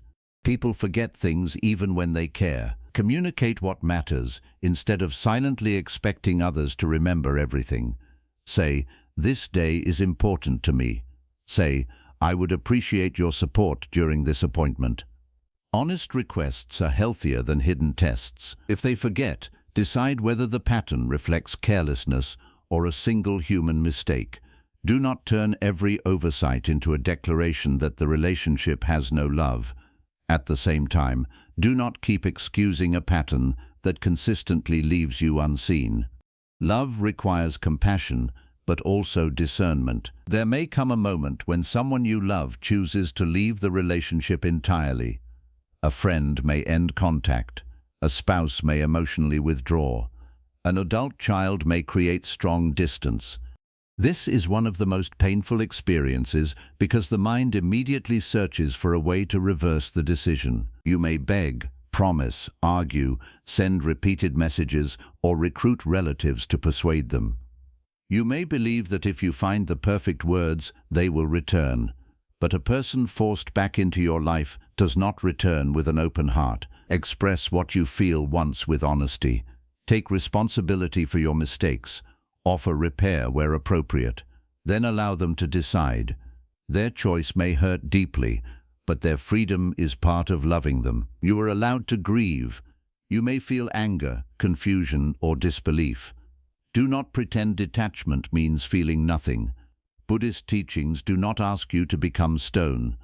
They ask you not to build a permanent identity around the loss. Feel the pain without feeding it every hour. Do not repeatedly check their social media, ask others for information, or replay the final conversation until it becomes your entire life. Each act of chasing keeps the wound open. Return your attention to what remains. Your body still needs care. Your home still needs presence. Other relationships still exist. Your inner life still contains possibilities. One person's departure is painful, but it does not remove every reason to continue. Sometimes people return. If they do, do not immediately erase everything that happened, because relief has replaced loneliness. Listen to their words, but also observe their actions. Are they returning with responsibility, clarity, and respect? Or are they returning because they need comfort, money, attention, or access? Love does not require you to reopen every door exactly as it was. You can forgive and still move slowly. You can care while requiring consistency. You can welcome a conversation without surrendering every boundary. A second chance should not become permission to repeat the same injury without change. You must also learn to release the need for people to understand your love. You may believe you gave everything, yet someone still says they felt unseen. Your first response may be, "How can you say that after all I did?" But love is not measured only by effort. It is also experienced through impact. You may have provided money when someone needed emotional warmth. You may have offered advice when they needed listening. You may have protected them so strongly that they felt controlled. Your intention may have been loving, while the experience was still painful. Listen without immediately defending yourself. You do not lose the value of your sacrifices by acknowledging that you were imperfect. Every human being loves through the limits of their awareness. Old age can become a time when love grows wiser through humility. Say, "I believed I was helping, but I see that it hurt you." Say, "I cannot change the past, but I want to understand." This kind of openness can repair a relationship more deeply than a long list of everything you provided. At the same time, do not accept endless punishment. Some people may use your regret to control you. They bring up old mistakes during every disagreement and demand that you surrender every boundary. Responsibility does not require lifelong emotional captivity. Apologize, repair, and change. Then refuse to let the past become a weapon used against every decision you make today. Love people deeply, but do not confuse love with constant access. Not everyone needs to know every thought, financial detail, weakness, plan, or family problem. Privacy can protect love from unnecessary interference, gossip, and manipulation. You may care for a relative while choosing not to discuss money with them. You may love a child while refusing to include them in every personal decision. You may remain kind to a friend while no longer sharing vulnerable information they mishandled before. Love can remain while access changes. Boundaries do not erase affection. They shape it into a form that is safer and more honest. You should also avoid using illness, age, or vulnerability to control people emotionally. It may be tempting to exaggerate your weakness so that someone visits, or to suggest that something terrible may happen if they leave. Fear can produce immediate attention, but it damages trust. Communicate genuine health concerns clearly. Ask for the help you truly need, but do not turn your suffering into a chain around another person's life. They may stay near physically while resentment grows inside them. Let care be given with honesty. People should know when you truly need support and when you are afraid of being alone. These are different needs and should be spoken differently. Say, "I need help getting to the doctor." Say, "I feel lonely and would appreciate some company." Clarity allows people to respond to reality rather than manipulation. The fear of death can intensify attachment. As you become more aware that time is limited, you may want loved ones to remain closer. You may fear dying alone, losing the chance to say something important, or becoming forgotten. These fears are deeply human. Use them as a reason to love more honestly, not more desperately. Say what matters now. Apologize now. Express gratitude now. Share the lesson now. Do not wait for a perfect final conversation. Life rarely announces the last meeting. But after speaking, release the demand that the other person respond exactly as you hope. You control the sincerity of your words, not what another heart does with them. Ask yourself what kind of love you want to leave behind. Do you want people to remember that they were constantly pressured to prove themselves, or that your presence gave them peace? Do you want your children to remember guilt or warmth? Do you want your spouse to remember endless criticism or the dignity of being seen? This does not mean hiding all pain to create a pleasant memory. It means choosing honesty without cruelty. Speak the truth, but do not use truth to punish. Correct behavior, but do not attack the person's entire character. Ask for closeness, but do not make love a burden they can never carry perfectly. The deepest love gives people room to remain human. Love also requires receiving. Some older people know how to give, but struggle to accept. They refuse help, reject gifts, and dismiss affection because they do not want to feel weak. But constantly refusing care can make others feel that their love has no place to land. Allow someone to bring food. Accept a thoughtful gesture. Let a child pay for a meal if they wish, and it does not create control. Let a friend help with a task. Receiving with gratitude is not dependence. It is participation in the natural exchange of care. The problem is not receiving. The problem is believing you cannot survive without receiving from one specific person in one specific way. Healthy love moves both directions without keeping a perfect account. Some days you give more, other days you receive more. Old age may require you to receive forms of help you once provided to others. Accept this without shame. Every person passes through seasons of strength and vulnerability. Receiving care does not erase the years when you cared for others. It completes the cycle of human connection. There will be relationships you must love from a distance. Perhaps the person repeatedly creates conflict, uses substances, manipulates, abuses, steals, or refuses all responsibility. You may still care deeply. You may pray for their healing and grieve what the relationship could have been. But closeness may no longer be safe. Distance does not always mean hatred. Sometimes it is the only form of love that prevents further destruction. You stop rescuing them from every consequence. You stop providing money that supports harmful behavior. You stop allowing them to enter your home without respect. You release the belief that loving someone means protecting them from every result of their choices. Sometimes consequences teach what your words could not. This can be extremely difficult with children. A parent may continue sacrificing because they cannot bear to watch an adult child struggle. But repeated rescue may keep the child from becoming responsible. Love asks not only, "How can I stop their pain today?" It also asks, "What will help them become healthier tomorrow?" Compassion without wisdom can become participation in another person's self-destruction. You may need guidance from trusted professionals, counselors, community services, or spiritual leaders when the situation is serious. Do not carry such burdens alone, or assume that love gives you the power to save someone who refuses change. You must also release the need to remain everyone's first priority.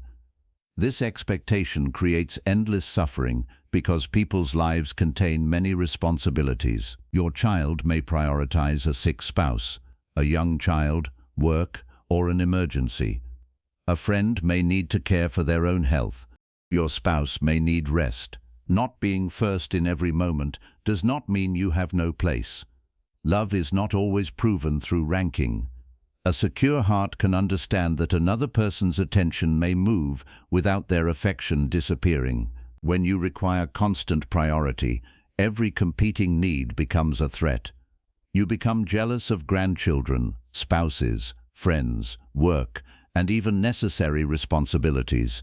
This creates tension with the very people whose closeness you fear losing. Allow love to have space. People often return more willingly to a relationship where they are not forced to prove that nothing else matters. A peaceful relationship has rhythm. People come close, become busy, return, and sometimes need space. Do not interpret every movement as the end. Notice the larger pattern. Is there general care, respect, and sincerity? Then allow temporary distance without panic. If the larger pattern is neglect, exploitation, or disrespect, respond with boundaries rather than endless chasing. Love does not require blindness. The final stage of this lesson is learning to let people go when life itself takes them. Death is the separation no human effort can prevent. A spouse, sibling, friend, or child may die before you. The mind may refuse to accept the silence that follows. You may continue reaching for them in dreams, memories, and habits. Grief is love searching for the form it once knew. Do not rush yourself through it. Let the loss be real.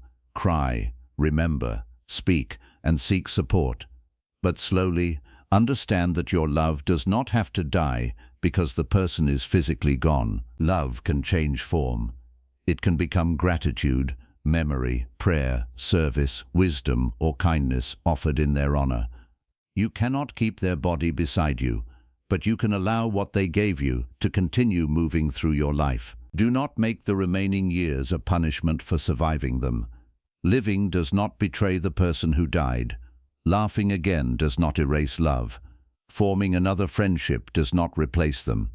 Peace is not forgetfulness. The strongest love is not the love that refuses to continue after loss.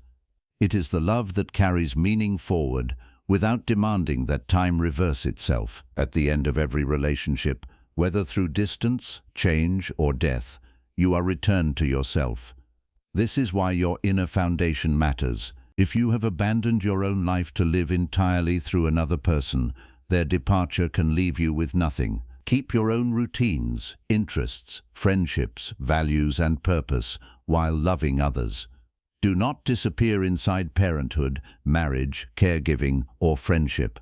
Your individuality does not weaken love. It keeps love from becoming emotional captivity. Two people can walk beside each other without becoming one person. They can support each other without carrying every burden. They can share life without owning one another's future. Practice saying inwardly, I love you, but I do not own you. I appreciate your presence, but I will not make it responsible for my entire peace. I hope you remain, but I will not destroy myself if life changes. These words may feel frightening at first. The mind may think that releasing control will cause people to leave, but control never guaranteed that they would stay.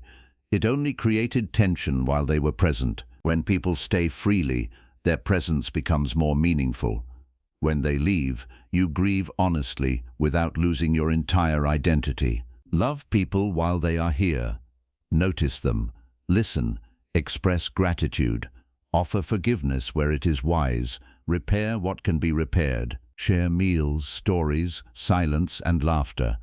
Do not waste available love because you are angry that it may not last forever. Everything ends, but that does not make it worthless. The knowledge that a moment will pass should make you more present, not more controlling. When the call comes, answer with warmth. When the visit happens, receive it fully. When someone needs space, respect it. When behavior becomes harmful, protect yourself. When a chapter closes, honor it without refusing the next one. Love without possession. Give without keeping a hidden account. Receive without shame. Set boundaries without hatred. Forgive without becoming careless. Release without pretending the relationship meant nothing. The goal is not to reach old age needing nobody.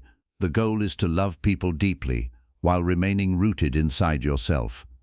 You can care, miss, grieve, and hope without handing another person the power to decide whether your life is worth living. Let your love become wider than fear. Let it say, your presence brings me joy, but your absence will not make me abandon myself. Let it say, I will not trap you with guilt, and I will not trap myself with expectation. Let it say, I am grateful for every moment we share, even though no moment can remain forever. When you learn to love this way, relationships become lighter. Children feel welcomed instead of judged. Friends feel appreciated instead of tested. A spouse feels supported instead of responsible for your entire emotional world.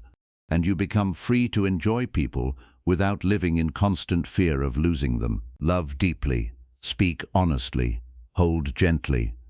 And when life asks you to open your hand, do not believe that releasing someone erases what was shared. Some people will stay, some will change, some will return, some will leave forever. Your heart may feel every change, but it does not have to break beyond repair. You can continue loving without chasing. You can continue caring without controlling. You can continue living without needing anyone to remain exactly where you placed them. That is not the end of love. It is love finally freed from fear. 12.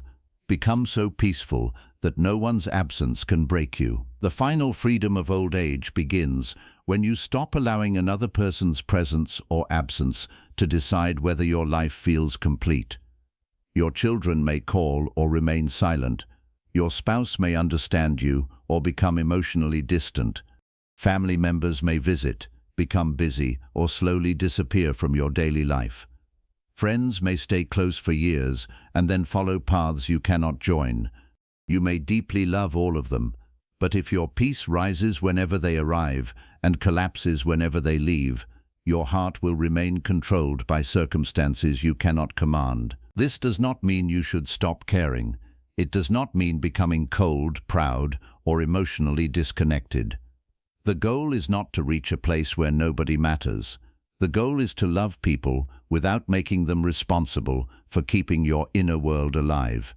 You can feel joy when someone visits and still remain steady after the door closes.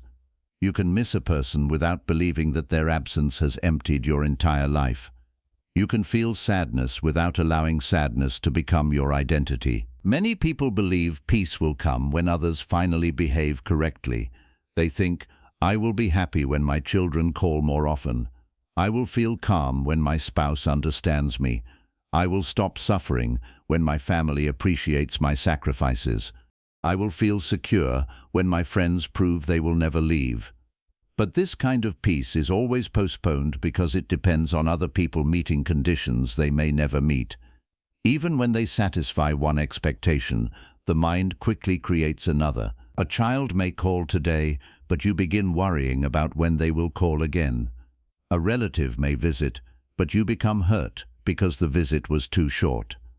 A friend may send a message, but you notice that their reply was not as warm as you hoped. Attachment does not know how to rest.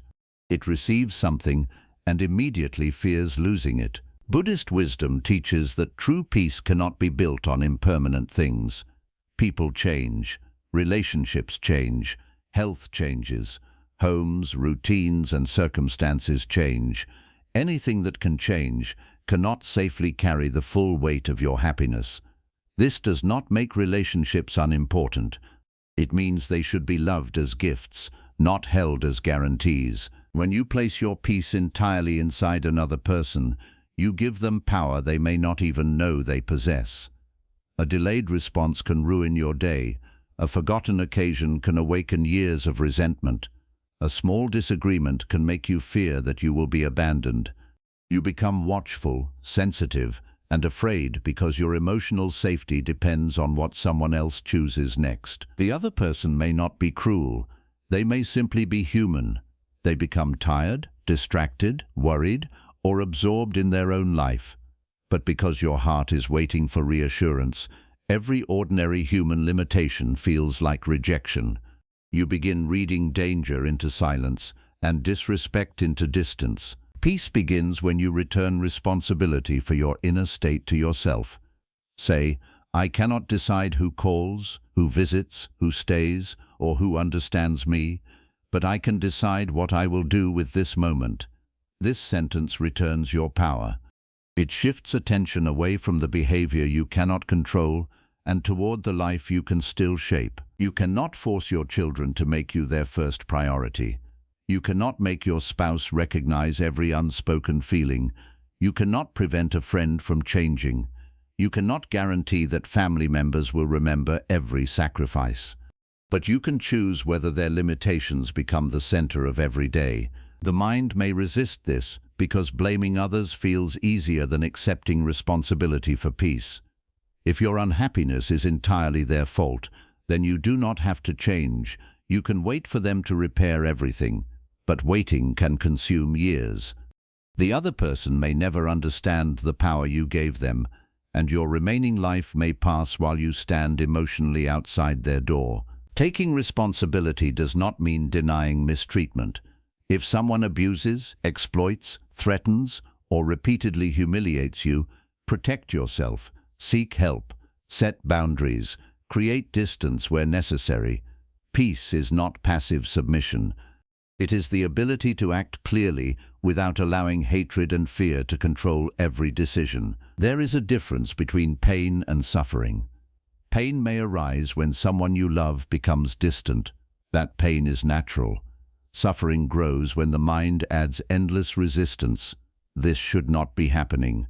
They must return. I cannot live like this. Their absence means I am worthless. Pain says, I miss them. Suffering says, without them, nothing remains. You may not be able to prevent the first pain, but you can learn not to feed the second. When longing appears, allow it to be present without building a future around it. Say, I miss this person and I am still here. Say, this moment hurts, but it is not my entire life. The feeling will move if you do not keep strengthening it with the same fearful story. Observe what happens when someone does not respond. The body may tighten. The mind may begin creating explanations. You may check the phone repeatedly, reread old messages, or imagine the worst. Before reacting, breathe slowly. Put the phone down. Do not send an angry message while fear is speaking. Give the mind time to settle before deciding what the silence means. Often, the first interpretation is not the truth. A person may be busy, exhausted, ill, or dealing with a private difficulty. Even when their silence reflects distance, an emotional reaction will not force genuine closeness. Repeated messages, accusations, and guilt may bring a response, but they may also make the relationship heavier. Communicate honestly once. Say that you miss them. Ask for what you need clearly.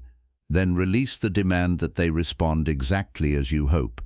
Their answer reveals what they can offer.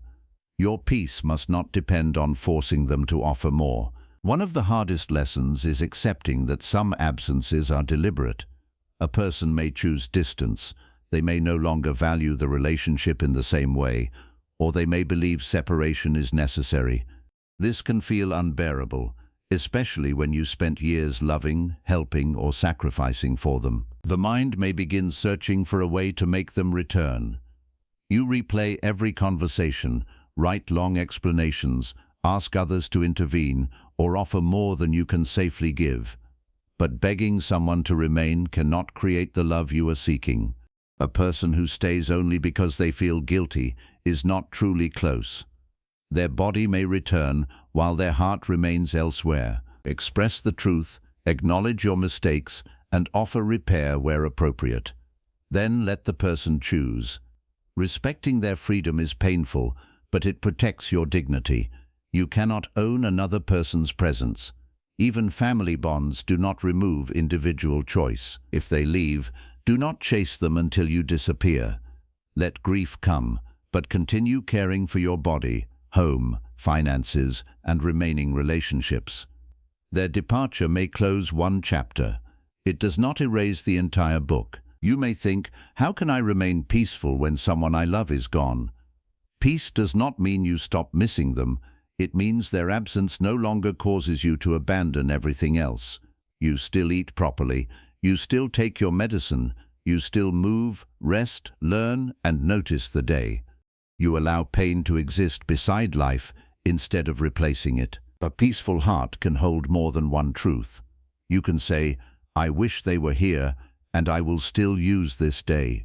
You can say, I feel lonely, and I will not treat myself cruelly. You can say, This relationship mattered, and I am more than its ending. Do not wait for the feeling of strength before acting. Strength often appears after you begin caring for yourself. Prepare a meal, even when you have little appetite. Open the curtains, even when the room feels empty. Step outside, even when you would rather remain in bed. Call a trustworthy person, instead of repeatedly calling the one who is avoiding you. Small acts of self-respect tell the mind that life continues. A person's absence becomes most destructive when your life contains nothing else. If your entire identity was built around being a parent, spouse, helper, or companion, their distance may leave you unsure who you are. This is why inner purpose matters. You need reasons to wake that do not depend on another person requiring you. Purpose may now look different. You may no longer raise children, manage a busy home, or work in the same way, but you can still care, learn, create, guide, reflect, serve, and grow. Your purpose may be to heal bitterness before it reaches the next generation. It may be to record family history, encourage someone younger, support another lonely person, or learn how to meet the final stage of life with dignity. Do not dismiss quiet purpose because it does not receive attention. Much of the deepest work in old age happens where nobody applauds. Choosing not to send the angry message is work. Forgiving yourself is work. Maintaining your health is work. Breaking a lifelong pattern of emotional dependence is work.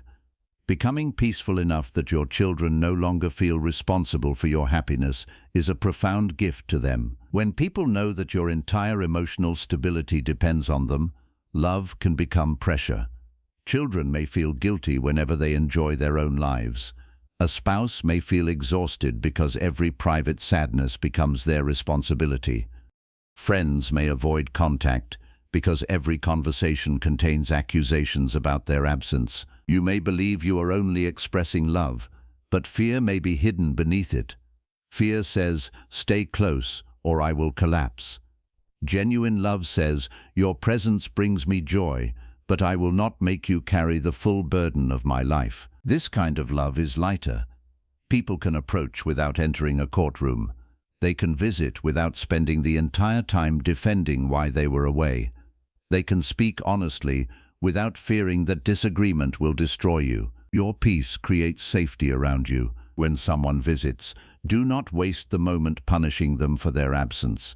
Welcome them, listen, share what matters, express hurt calmly when necessary, but do not allow complaint to consume the entire meeting. The time together is happening now.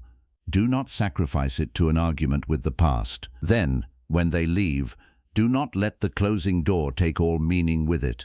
Return to your life, wash the cups, rest, read, walk, meditate, or continue your work. Their presence added warmth, but it was not the only source of warmth available. Practice this release in small ways. Let a conversation end without immediately asking when the next one will happen. Let someone take time to reply without checking the screen every few minutes. Let a visitor leave without making them responsible for your evening. Each small release trains the mind not to cling. At first, letting go may feel like losing control, but control was always an illusion. You could never guarantee that someone would stay. You could only create pressure around their presence. When you stop clinging, you do not lose love, you lose the constant fear surrounding it. The peaceful person understands that relationships need space. People come close, become busy, return, change, and sometimes leave. Not every movement means rejection. If the larger pattern contains care and respect, allow temporary distance without panic.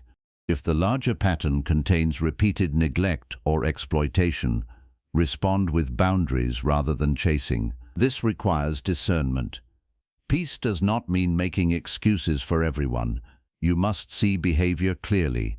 A person who contacts you only when they need money may not deserve the same access as someone who consistently shows concern. Someone who repeatedly insults you should not be welcomed without limits simply because you fear being alone. You can release resentment while still adjusting the relationship. You can forgive without forgetting the lesson.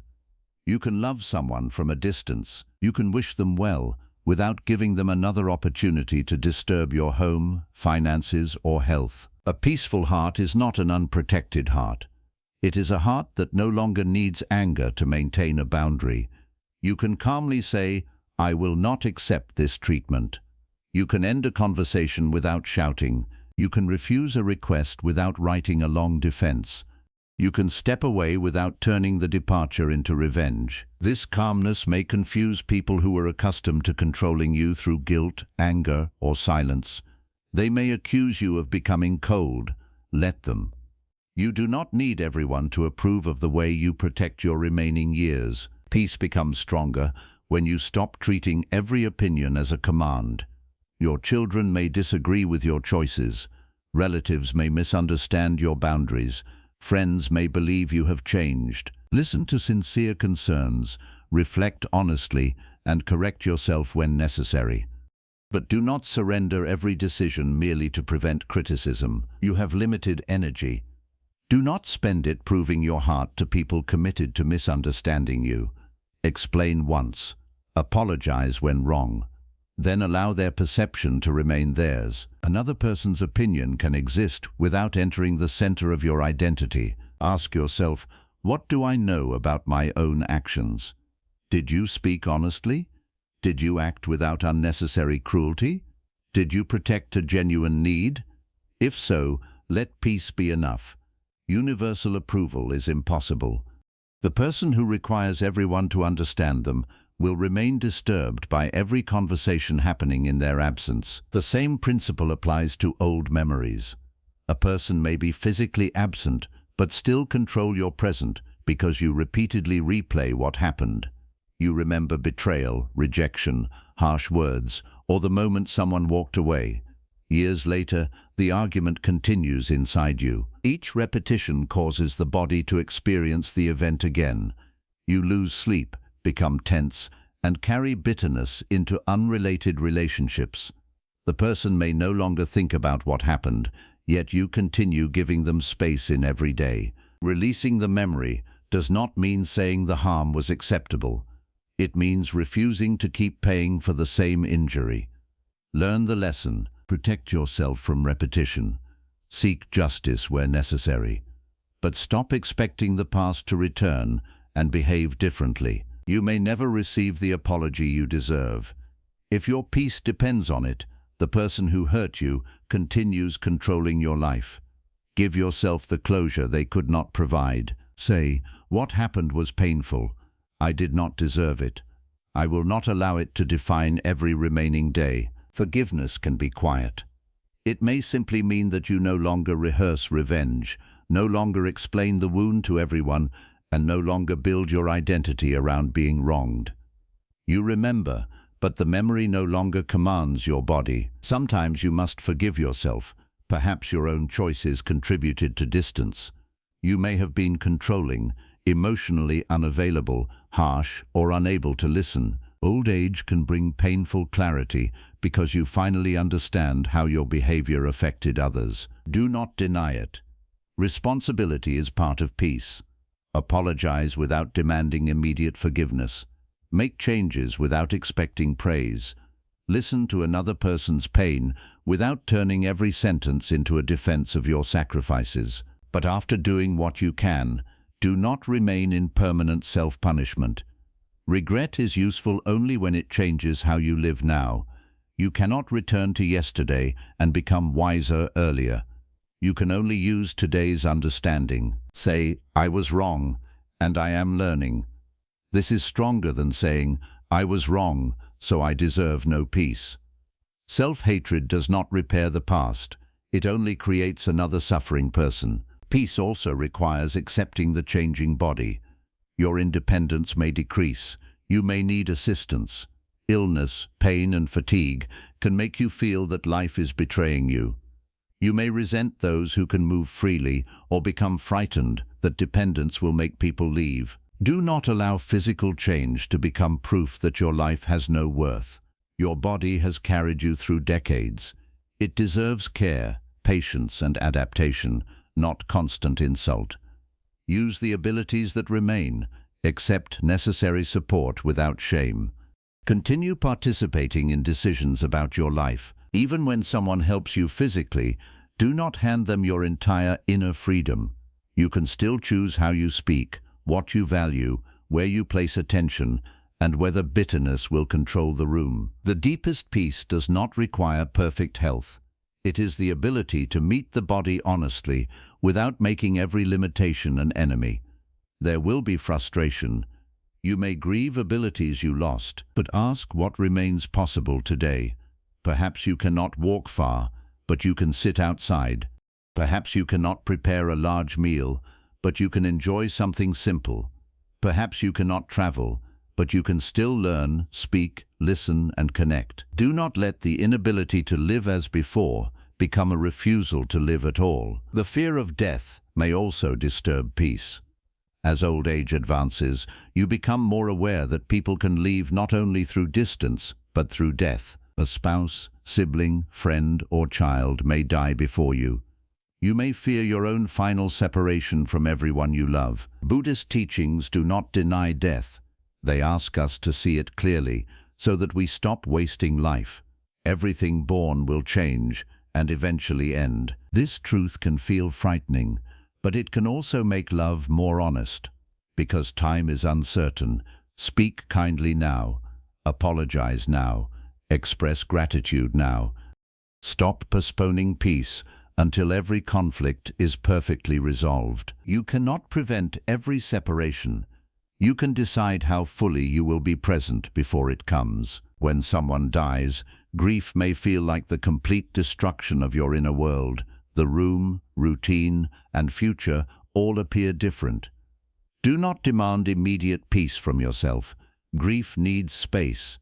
Cry, remember, speak their name, accept support. But slowly understand that the person's physical absence does not require your emotional death. You can continue living without betraying them. You can laugh again without erasing love. You can form new connections without replacing them. Their place in your story remains, even as the story continues. Carry what they gave you. Let their kindness shape your kindness. Let their lessons guide your decisions. Let memory become a source of gratitude rather than only a doorway into despair. Peace does not mean forgetting. It means remembering without being destroyed each time. A peaceful person learns how to return to the present. When the mind enters regret, longing, or fear, they notice where they are. They feel the breath, the chair beneath them, the sounds in the room, and the light around them. They gently return from the world of thought to the life happening now. The present may be quiet, but it is real. The painful future you imagine has not happened. The beautiful past you miss is no longer available.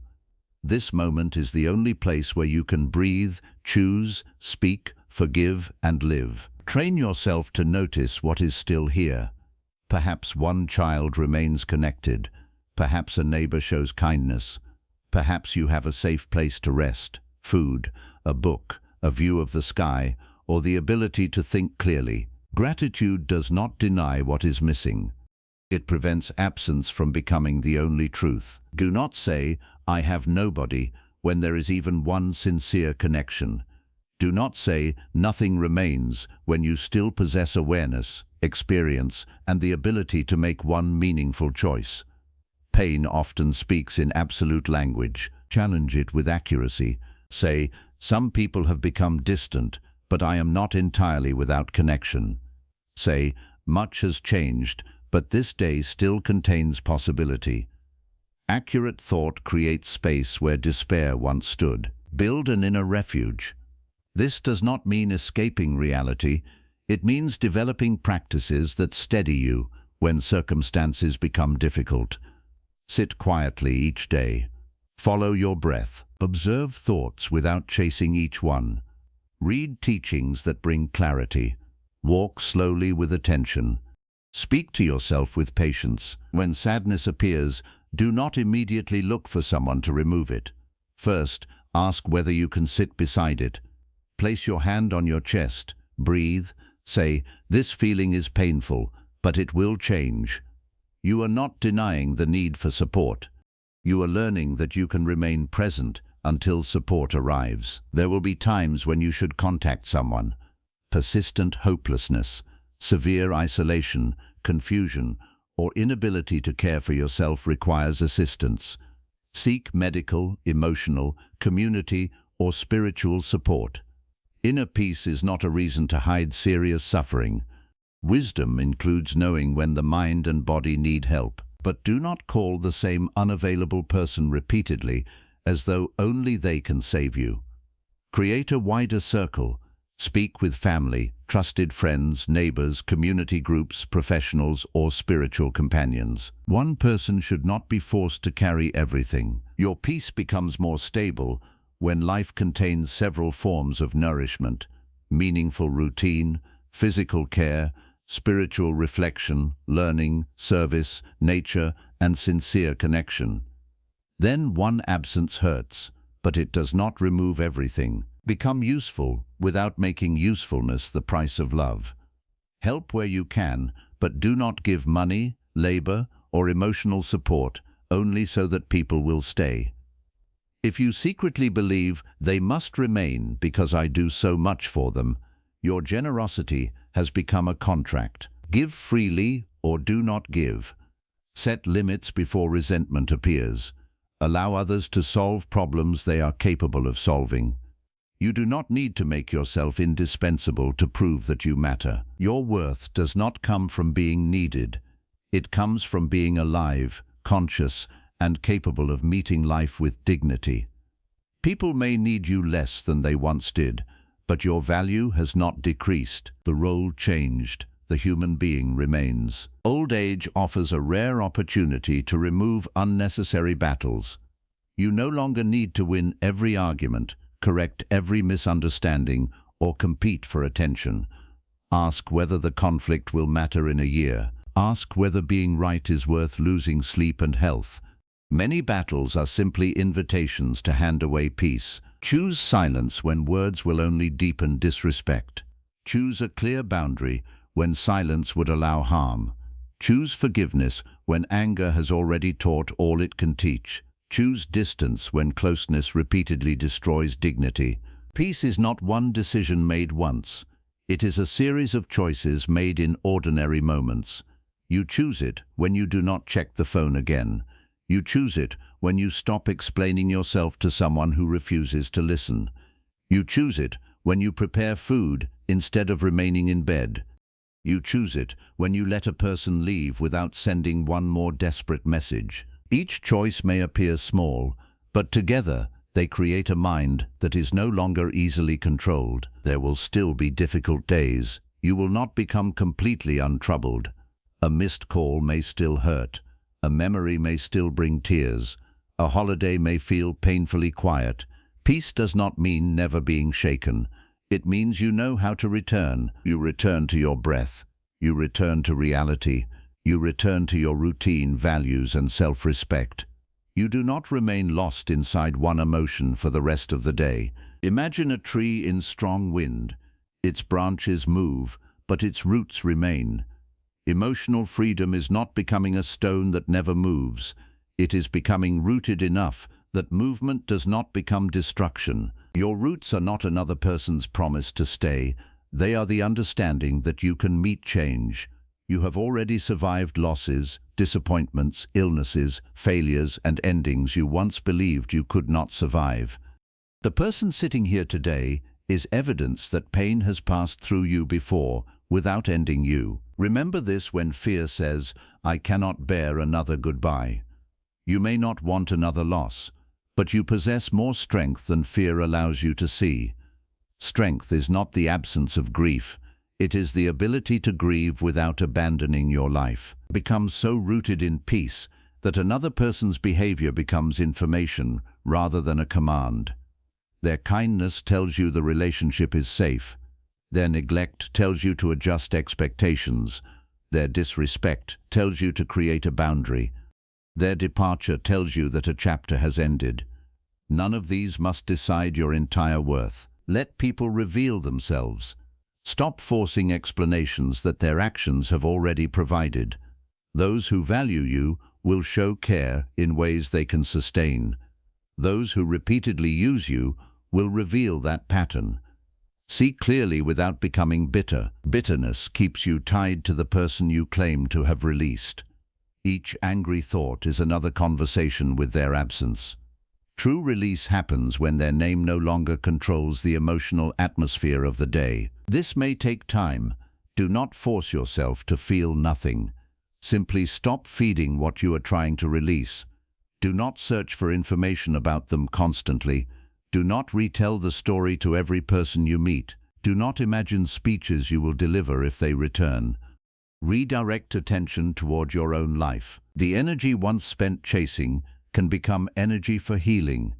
Care for your health, strengthen your home, learn something, help someone, sit in nature, repair a relationship that contains sincerity, create a peaceful routine. Your life becomes larger than the person who left. The final freedom is understanding that no one's absence can remove your relationship with life itself.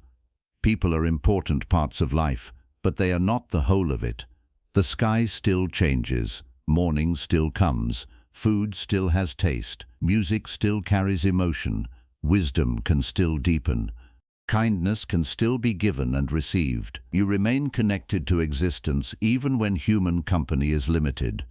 Feel the earth beneath you. Notice the breath entering without being invited. Life is still holding you in countless quiet ways. Do not wait for another person to make the moment sacred. Your attention can do that. Sit fully with your tea. Listen fully to the rain. Speak fully with the person who is present. Rest without guilt. These simple acts return you to a life that does not require an audience. At the end of old age, peace becomes more important than recognition. You do not need everyone to understand what you sacrificed. You do not need every child to admit where they were wrong. You do not need every friend to explain why they disappeared. Some answers will never come. Choose whether you will spend your final years waiting for those answers or living without them. Unanswered questions can remain without becoming open wounds. Say, I may never know, and I will still move forward. This is not defeat. It is refusing to sacrifice more life to something you cannot resolve. Release the demand for perfect endings. Some relationships finish in confusion. Some apologies are never spoken. Some people leave carrying an incomplete story about you. Life rarely ties every thread neatly. Peace means accepting unfinished things without allowing them to tear your inner world apart. Do what honesty requires. Speak when needed. Apologize where you were wrong. Protect yourself where harm continues. Then let the rest remain outside your control. Your peace is not waiting for children to become more attentive, a spouse to become more understanding, family members to become grateful, or friends to return. It is waiting for you to stop placing it in their hands. Take it back gently. Do not blame yourself for years of dependence. You loved with the understanding you had. Now you are learning another way. You are learning to love without clinging, receive without demanding, miss without collapsing, and release without hatred. This is not loneliness, it is maturity. It is the discovery that your heart can remain open without remaining defenseless. Let your children live without carrying guilt for every quiet day. Let your spouse be human without demanding perfect emotional protection. Let family members reveal the effort they genuinely wish to make. Let friends come and go according to the truth of the bond, and let yourself remain. Remain beside your own life when others become distant. Remain faithful to your health, dignity, and values. Remain present when the mind wants to escape into memory. Remain kind without becoming easy to use. Remain open without begging anyone to enter. The person you must not abandon in old age is yourself. People may leave for reasons you understand, or reasons you never will. Time may take people you desperately wish to keep. The body may lose abilities you believed would remain. Life may become quieter than you expected, but quiet does not have to mean empty. Fill it with awareness, fill it with purpose, fill it with gratitude for what remains and acceptance of what has gone. Fill it with the peace that appears when you finally stop arguing with every change. Become so peaceful that a missed call cannot make you question your worth. Become so peaceful that a person's distance cannot make you chase through humiliation. Become so peaceful that a misunderstanding cannot steal days from your life. Become so peaceful that love can enter and leave without taking your entire identity. This does not mean nothing can hurt you. You are human. Loss will hurt. Rejection will hurt. Death will hurt. But pain will no longer have permission to destroy everything else. You will feel it, breathe through it, learn from it, and continue. One day, you may sit in a quiet room with no calls, no visitors, and no one asking anything from you. In the past, that moment may have felt like proof that you had been forgotten. Now it can become proof that your peace has matured. You will look around and understand that your life is not waiting outside the room. It is present in your breath, awareness, memories, choices, and the calm you have built. You will no longer ask, "Who is coming to make me feel alive?" You will understand that you never stopped being alive. Madanda Kompifing. Welcome those who come. Bless those who leave. Protect yourself from those who harm you. Remember those who are gone. But never again make another person's presence the price of your peace. Your children may be absent. Your spouse may be quiet. Family may be distant. Friends may become memories. Yet your heart can remain steady because it has finally stopped begging the changing world to provide permanent security. When no one's absence can make you abandon yourself, you have discovered a peace that cannot easily be taken away. That is the freedom of old age, not living without love, but living without fearfully holding love in place. Not needing everyone to stay, but appreciating them while they are here. Not escaping pain, but becoming strong enough that pain no longer decides the meaning of your life. Let everyone be free. Let life change. Let the past rest. Let the future arrive in its own time, and become so peaceful within yourself that whoever stays is welcomed with gratitude, whoever leaves is released with dignity, and no one's absence can ever break the person you have finally learnt to become. In old age, peace does not come from keeping everyone close. It comes from no longer losing yourself when people become distant. Love your children, spouse, family, and friends deeply, but never place the weight of your happiness in their hands. Let people call when they can, visit when they choose, and stay only when their hearts are sincere. Your life is still yours. Your mornings still carry meaning. Your heart can still grow calm, even when the house is quiet and no one comes to rescue you. Release expectation, protect your dignity, and remain faithful to the life still breathing within you. The greatest freedom is not having everyone stay. It is becoming so peaceful that whoever leaves cannot take your peace with them. And when you finally stop asking, "Who will make me happy?" you will discover the answer that was waiting inside you all along. I can love everyone, need no one, and still live with a peaceful heart.